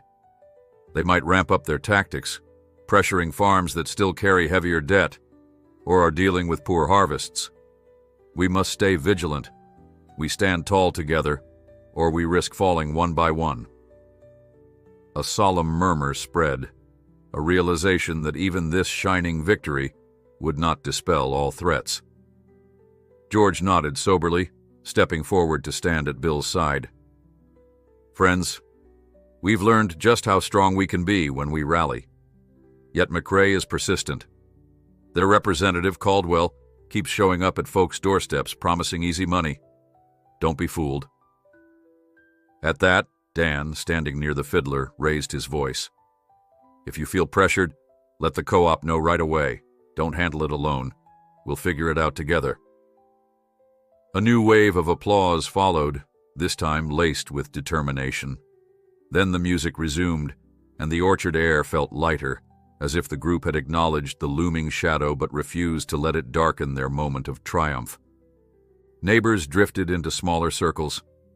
Some danced on the grass, spinning children in wide arcs. Others lingered at the tables, refilling cups and laughing over old memories. Lily coaxed George into a slow dance near the fiddler, giggling at his awkward shuffle steps in the grass. Even Bill, typically reserved, joined a lively conversation about orchard best practices, his voice animated by the possibility of a future free from foreclosure's grip. Through it all, the warm glow of lanterns illuminated friendly faces and baskets of apples. A gentle breeze stirred the branches overhead, sending the occasional piece of fruit tumbling softly onto the ground. In that orchard, it felt as though they had pressed pause on their troubles, savoring a single night when they could set burdens aside. For once, their farmland did not feel like a battleground of debt and corporate interest. It felt like home again, sweet and unbreakable. By the evening's end, folks had begun to pack up. A few children yawned, heavy-lidded, while parents gathered leftover dishes and stacked them in cars. Bill, half laughing, insisted on giving away as many apples as people could carry. Samples of next season's promise. Dan offered to help with cleanup, leading a small crew of young adults to pick up trash and store folded tables. Rita made sure the final official forms were safely tucked away, slated for courier delivery to the bank's legal department the next morning. George and Lily stood for a moment, watching headlights weave out of the orchard. A starry sky stretched overhead, and the orchard smelled of grass and faint wood smoke from someone's barbecue pit. Lily exhaled. "This is how it should always be," she murmured. George patted her shoulder gently. "We'll aim for that, sweetheart. Day by day." They had come so far since that first phone call about Dan's ruined hayfield. Yet as they climbed into the pickup and drove home, a quiet vigilance lingered in George's heart. He knew from experience that farmland fortunes could shift as quickly as the weather. Sure enough, the next morning brought fresh trials. On the co-op phone line, a series of worried messages awaited them. 2 families reported sightings of strangers snooping along property boundaries, seeming to survey the land. Another mentioned a letter from McRae, cautioning that the local farmland climate is precarious and urging owners to consider an immediate sale while prices remained attractive. Lily listened to these recordings with growing alarm. "They're not giving up," she said, pressing her lips together. George studied the notes. "No, they're trying new angles. We can't let them spook us." They relayed the news to Bill, who promptly called a short-notice meeting at the feed store. Within an hour, a cluster of farmers stood near the bulletin board, tension back in their eyes. One man, Mr. Lopez, described how he found fresh stakes and flags staked on an unused corner of his acreage. "It's as if someone surveyed a boundary line," he said. "I asked around. No one from the county was out there. McRae might be preparing offers." Bill shook his head. "They're testing for vulnerabilities, or they're trying to intimidate us by implying they have claim to something. We can talk to the sheriff, see if it's trespassing." Dan and Lily proposed forming a watch group, a rotating schedule of neighbors who would keep an eye out for unusual vehicles or surveying activities. Another orchard owner agreed, urging folks to take pictures if they saw anything suspicious. The co-op had become adept at such swift responses, each new challenge forging a deeper bond. Their success with the bank had not made them complacent. In fact, it hardened their resolve. Late that afternoon, George drove to the Jenkins place again, this time to see if they'd fully rejected Caldwell's buyout. Jenkins greeted him with a strained smile. Appreciate you checking in," he said, stepping aside so George could enter the front room. Stacks of bills covered a small table. "We're going with the co-op loan," Jenkins declared, voice resolute. "It'll take a load off, and I can keep the land in my name." Caldwell was insistent, though. Called me twice. George clapped Jenkins on the shoulder. "Glad you're sticking with us. Keep your wits about you in case Caldwell tries anything else." Before leaving, George spotted a large envelope labeled McRae Land Holdings, stuffed in a trash bin. Jenkins followed his gaze. "Sent that this morning, full of glossy brochures about quick cash. Don't need it now." They exchanged a nod. No more words were necessary. Outside, the golden sunset caught the edges of the farmland with warm light, reminding George once again how precious this ground was, and how fiercely they had to guard it. As he headed home, the day's events whirled in his mind. Orchard potluck and dancing, letters from McRae sowing fear, neighbors patrolling property lines to ward off intruders. The land carried scars from storms, but it also carried the strength of a people determined not to yield. Tomorrow would bring new tasks, someone needing help with fence repairs, or a neighbor short on seed.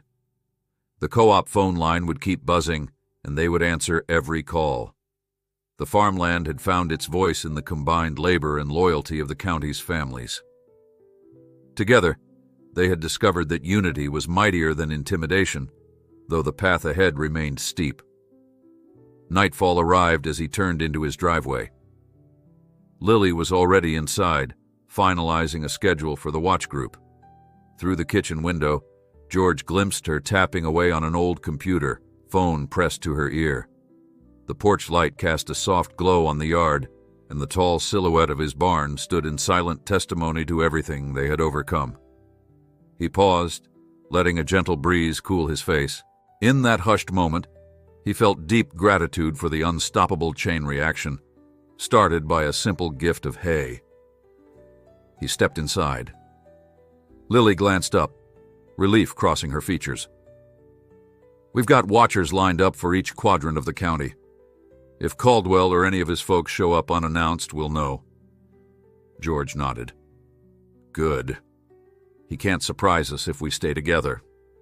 And so, with the orchard celebration behind them and fresh challenges looming, the co-op braced for the next chapter. Their farmland was too valuable to surrender, their trust in each other too strong to break. With hope stitched into every acre, they'd stand firm against storms, natural or man-made, and keep forging the future they believed in. Over the following week, the new watch group rapidly took shape. Volunteers from every corner of Dunsmire County signed up for shifts, coordinating by phone or text to patrol back roads, check property lines, and keep a collective eye out for any hint of McRae's meddling. Some found the idea of patrolling their farmland at night a bit outlandish. After all, this wasn't a big city with street gangs. But as one older rancher joked, a sharp-eyed neighbor beats any fancy security system. And so they took turns, carrying thermoses of coffee or hot cocoa, bundling up against the cool autumn breezes that had begun rolling in after sundown. Lily organized a shared spreadsheet on the co-op's old computer at George's house, spending hours with her phone at her ear, scheduling watchers to ensure every part of the county had coverage. Though still just a teenager, she poured herself into the task with unflinching dedication, stepping further into a leadership role that surprised even her grandfather. Whenever George commented on how much responsibility she was handling, she'd shrug. "I want our home to be safe," she'd say simply, as if that explained everything.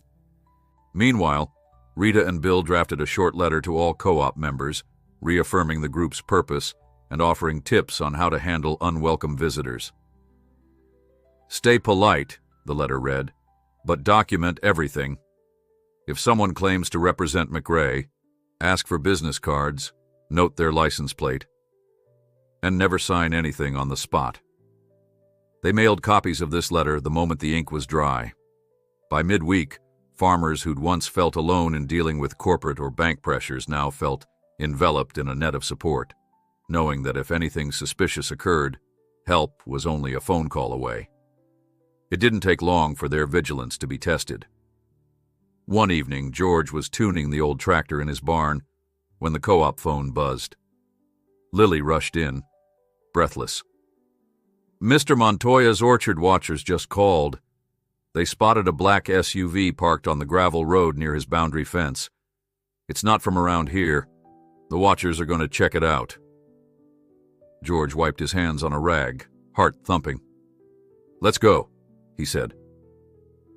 He'd been awaiting the moment some out-of-state survey crew or Caldwell's scouts came snooping again. They climbed into George's pickup and sped down winding roads under a deepening purple sky.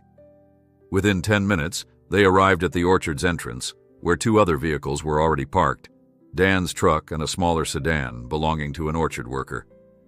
Flashlights bobbed among the rows of trees, and the crisp air carried murmurs of conversation. George killed the headlights and hopped out, Lily on his heels. In the glow of flashlights, Dan emerged from between 2 rows of apple trees, shaking his head. "It's gone," he said, sounding frustrated. "We got here just in time to see taillights speeding away." Lily sighed. "No license plate number?"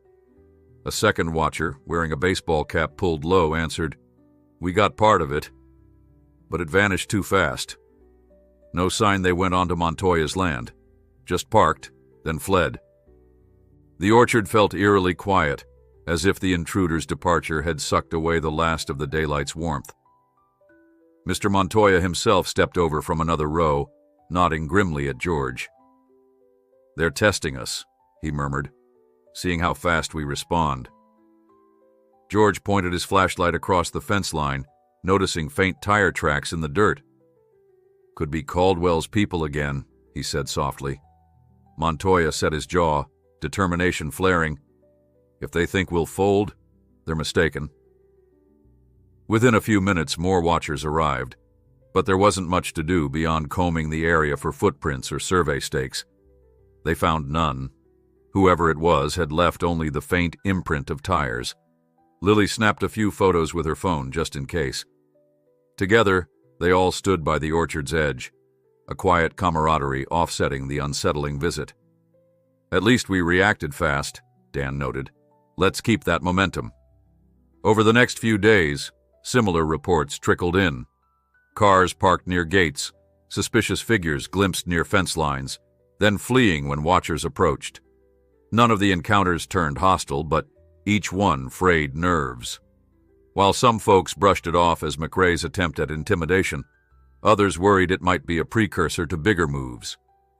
Fear coiled beneath the surface of the co-op's daily tasks, making everyone more vigilant, a little jumpier, but also more united.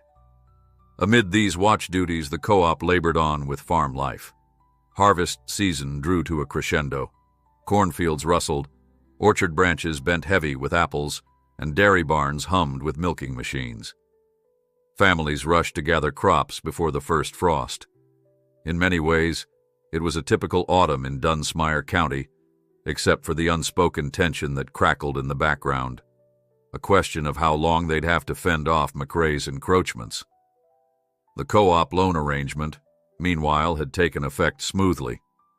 Each member signed the final agreement, ensuring their debts rolled into the new terms with improved interest rates. Bill announced that the bank's legal team praised the co-op's organization. "They're genuinely impressed by our structure," he told George and Dan one morning at the feed store. "We set a precedent. If we succeed, this model could be replicated elsewhere." George found that idea both heartening and weighty. What they did here might inspire other rural communities to unite. But that came with pressure. They had to prove it could last. On a crisp afternoon, Lily took a rare break from co-op calls to ride her bike into town for groceries. Pedaling down Main Street, she saw a freshly installed McRae billboard looming over the end of the block. Ready to sell? Call us today for a prosperous tomorrow. The slogan, adorned with an image of a smiling couple shaking hands, made her stomach twist.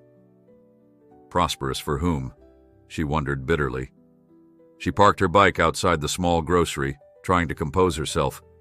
But inside, the tension only grew. She overheard an elderly farmer complaining about rising fertilizer costs and whispering about how a McRae buyout wouldn't sound so bad if push came to shove. Lily gripped the handle of her grocery basket, anger and fear mixing in her chest. They'd come too far to let this slip away. That evening, she relayed her worries to George as they settled in for supper.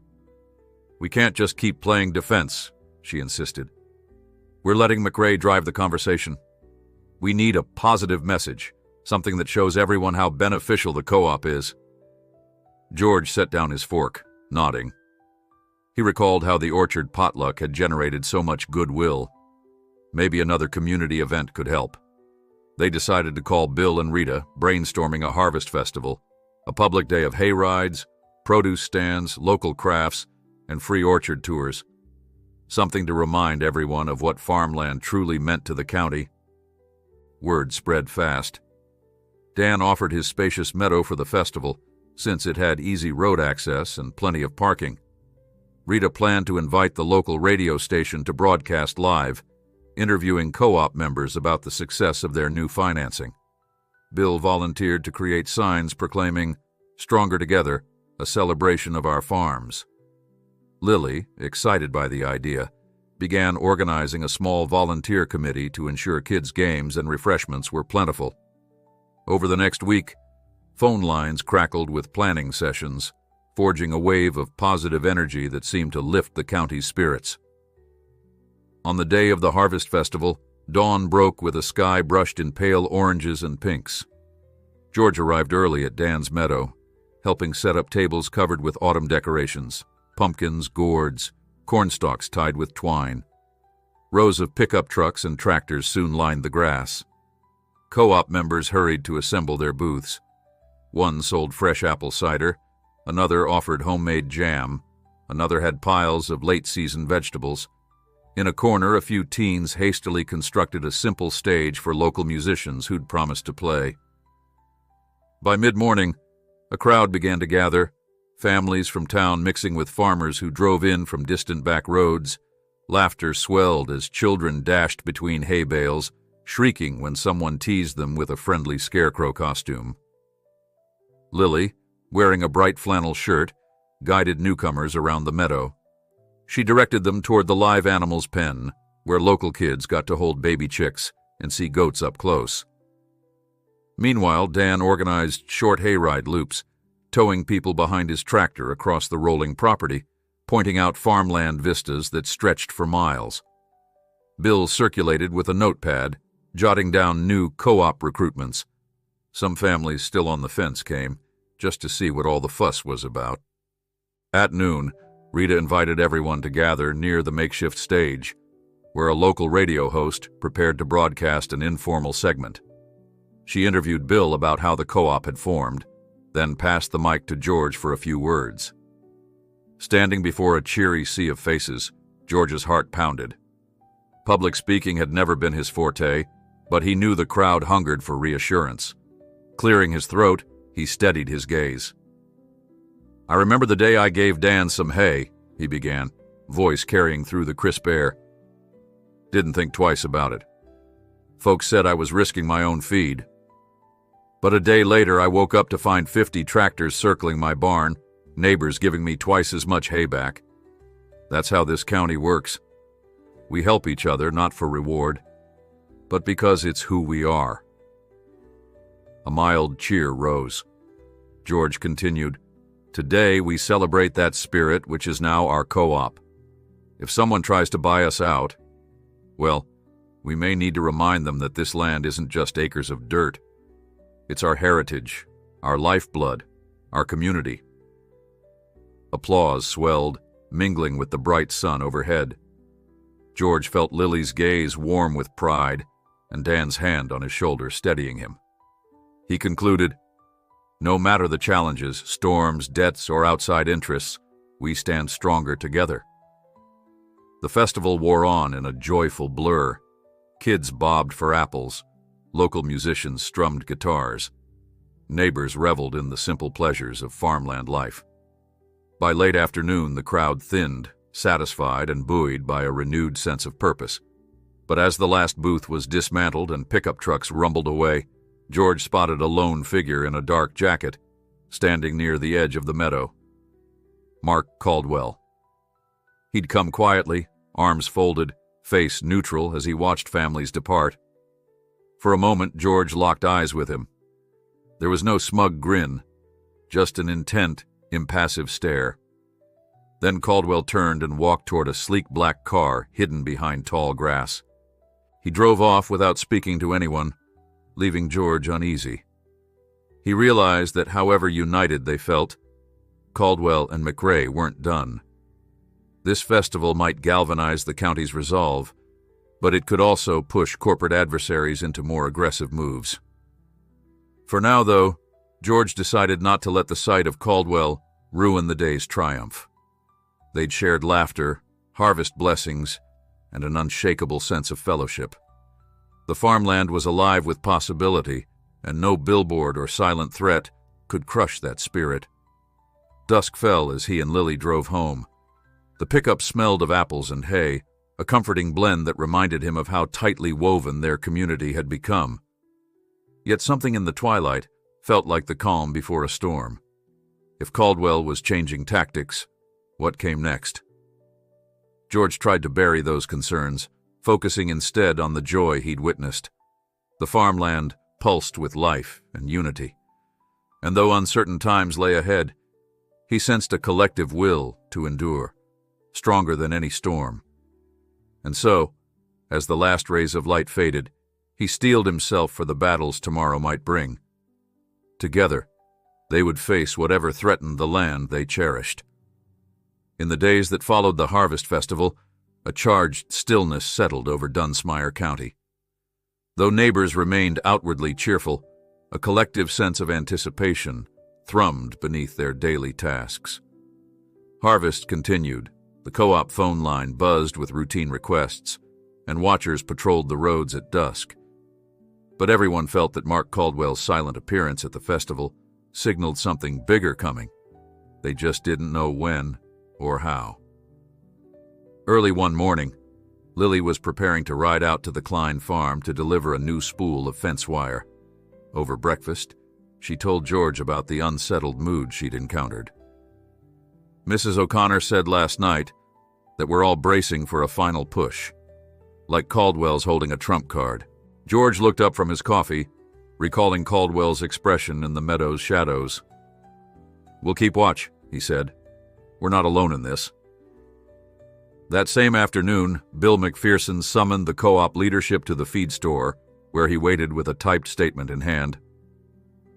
"I've received word that McRae Land Holdings is filing a formal request with the county commissioners," he announced grimly. "They want to rezone large swaths of farmland into commercial property.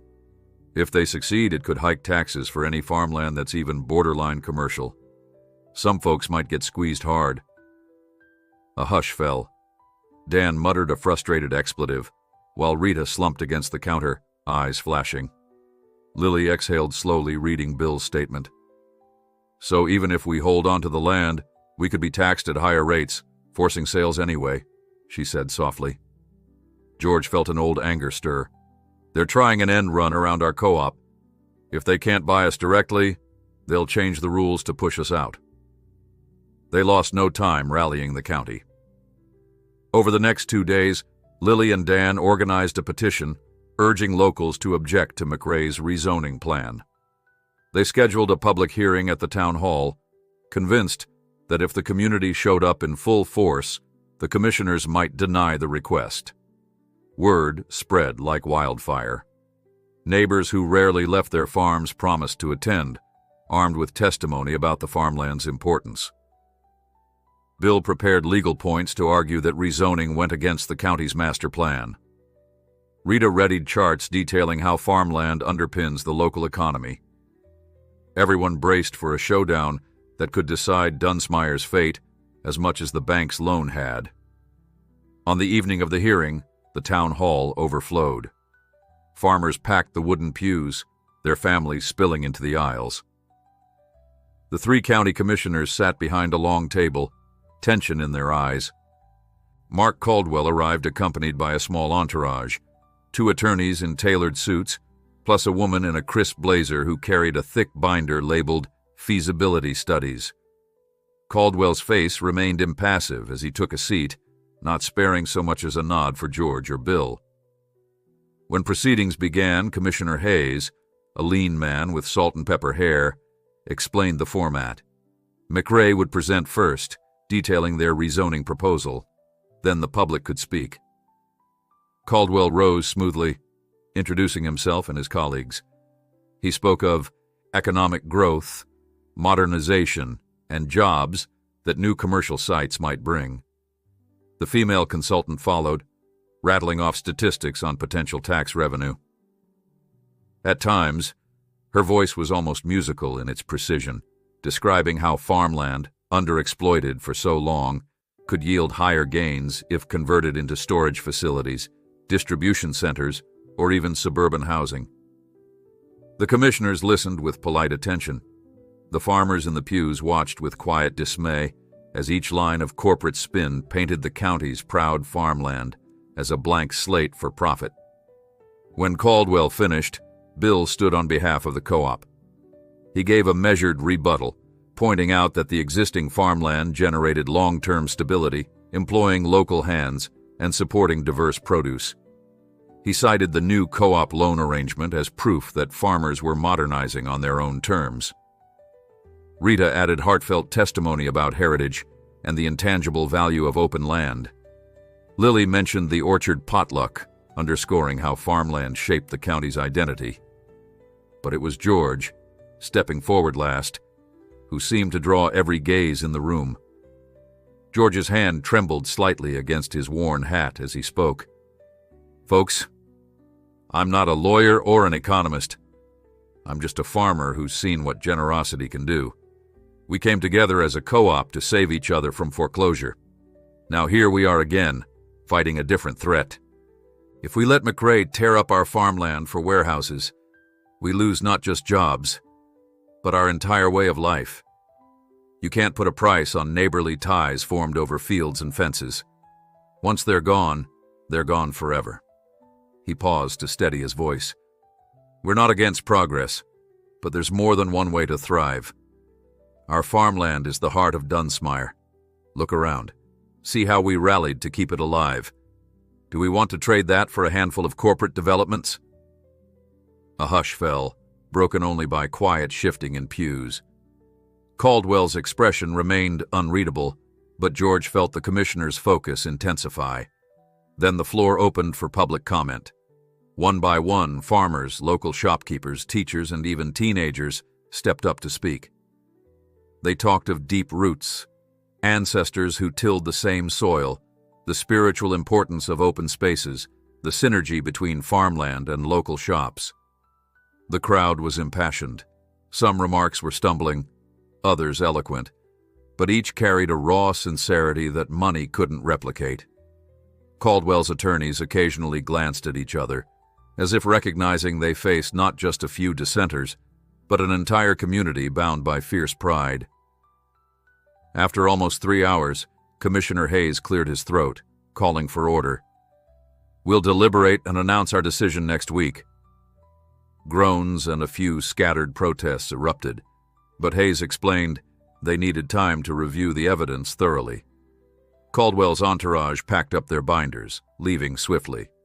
As Caldwell passed George in the aisle, he paused, murmuring, "The county can't stay frozen in time, Mr. Wilcox." George met his gaze calmly. "Time moves for all of us, but we don't have to sell our souls to it." Caldwell said nothing, resuming his brisk exit. The following week was a tense echo of the days before the bank's decision. The co-op collectively braced for the commissioner's verdict on rezoning. Watchers still patrolled, though McRae's suspicious vehicles grew fewer. Perhaps they'd pinned hopes on a favorable rezoning outcome, making intimidation less necessary. Meanwhile, the farmland glistened under the shifting autumn sky, crops turning gold and orange, ready for harvest's final push. Families scurried to gather produce before winter's chill set in. On Wednesday morning, Bill called an emergency huddle at the feed store, relaying that Caldwell had secured a private meeting with Commissioner Hayes. The rumor caused immediate alarm. Dan cursed under his breath and Rita looked pale. Lily clenched her fists. "What can we do?" she demanded. Bill exhaled. "Not much. Political lobbying is legal. We just have to trust that our testimony carries weight." George offered a grim nod. "We keep showing up. Remind them we're watching." So they did, visiting each commissioner's office politely, writing letters to the local paper.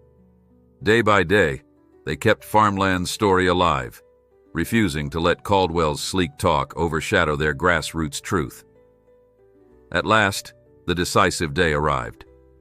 The commissioners met in an open session at the county courthouse.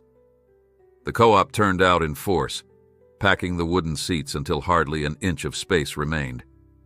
Caldwell and his team occupied a front bench, confident in their crisp suits. Tension crackled as Commissioner Hayes rapped his gavel, summoning quiet. Commissioner Nguyen, a soft-spoken woman with a thorough approach, read the official findings. Her voice was calm, each word reverberating. After careful review of McRae Land Holdings' rezoning request and considering extensive public testimony, this body finds that broad commercial redevelopment of these farmlands is inconsistent with our county's long-term strategic plan. Therefore, the request is denied. For a split second, silence hung in the air like a held breath. Then pandemonium erupted. Applause, relieved laughter, and even tears of joy spread through the crowd. Farm families stood cheering. Lily flung her arms around George, who found himself speechless, tears stinging his eyes. Bill shook Dan's hand hard enough to make them both wince. Meanwhile, Caldwell's attorneys scrambled to gather their papers, faces tight. Caldwell alone stayed perfectly still, features carved in stone. He rose slowly, scanning the jubilant throng, then strode out without a backward glance. A flurry of reporters from the local paper rushed for quotes. Bill politely answered a few questions, emphasizing that farmland was saved because the community refused to break. Rita, voice trembling with emotion, said, "We overcame fear by coming together, plain and simple." George and Lily managed to slip out the side door, dizzy with relief. Outside, sunlight spilled onto the courthouse steps, where neighbors embraced as if celebrating a victory in war. Indeed, in a way they were. The farmland faced no short-term rezoning threat, and with the co-op's bank deal intact, McRae's once powerful advantage had evaporated. Later that day, as dusk fell, George and Lily returned to the quiet porch of their farmhouse. The setting sun dyed the sky in streaks of crimson and gold, reflecting off the barn that once served as a sentinel to the community spirit. Lily leaned against the railing, exhaling softly. "We did it, Grandpa," she whispered, wonder in her tone. "The bank, the rezoning, all of it." George laid a hand on her shoulder. "We did, but the real victory is how we learned to stand with each other every step of the way." A comfortable silence settled, broken only by the chirping of crickets. The phone inside remained silent for once, no frantic calls about suspicious cars or looming evictions. As stars began appearing, George pondered the months that had transformed Dunsmire County. It began with a single gift of hay to a struggling neighbor. That spark ignited a chain reaction, forging a co-op, a triumph over debt, and now a resounding defense against developers. Though future storms might still come, the farmland had rallied around its people, and the people had rallied for their land. He imagined a day when Lily would inherit this place, continuing the cycle of care and kindness. For now, though, George let the day's victory linger in his mind. Tomorrow, chores would resume, and the harvest would go on. But they had proven one essential truth. No corporate giant or bank threat could tear apart a county that chose unity. The watchers might still roam the roads, but less in fear and more in gentle vigilance. Farmland remained farmland, not commercial sprawl. And for George, Lily, and every member of the co-op, that was reason enough to greet the coming dawn with unshakable hope.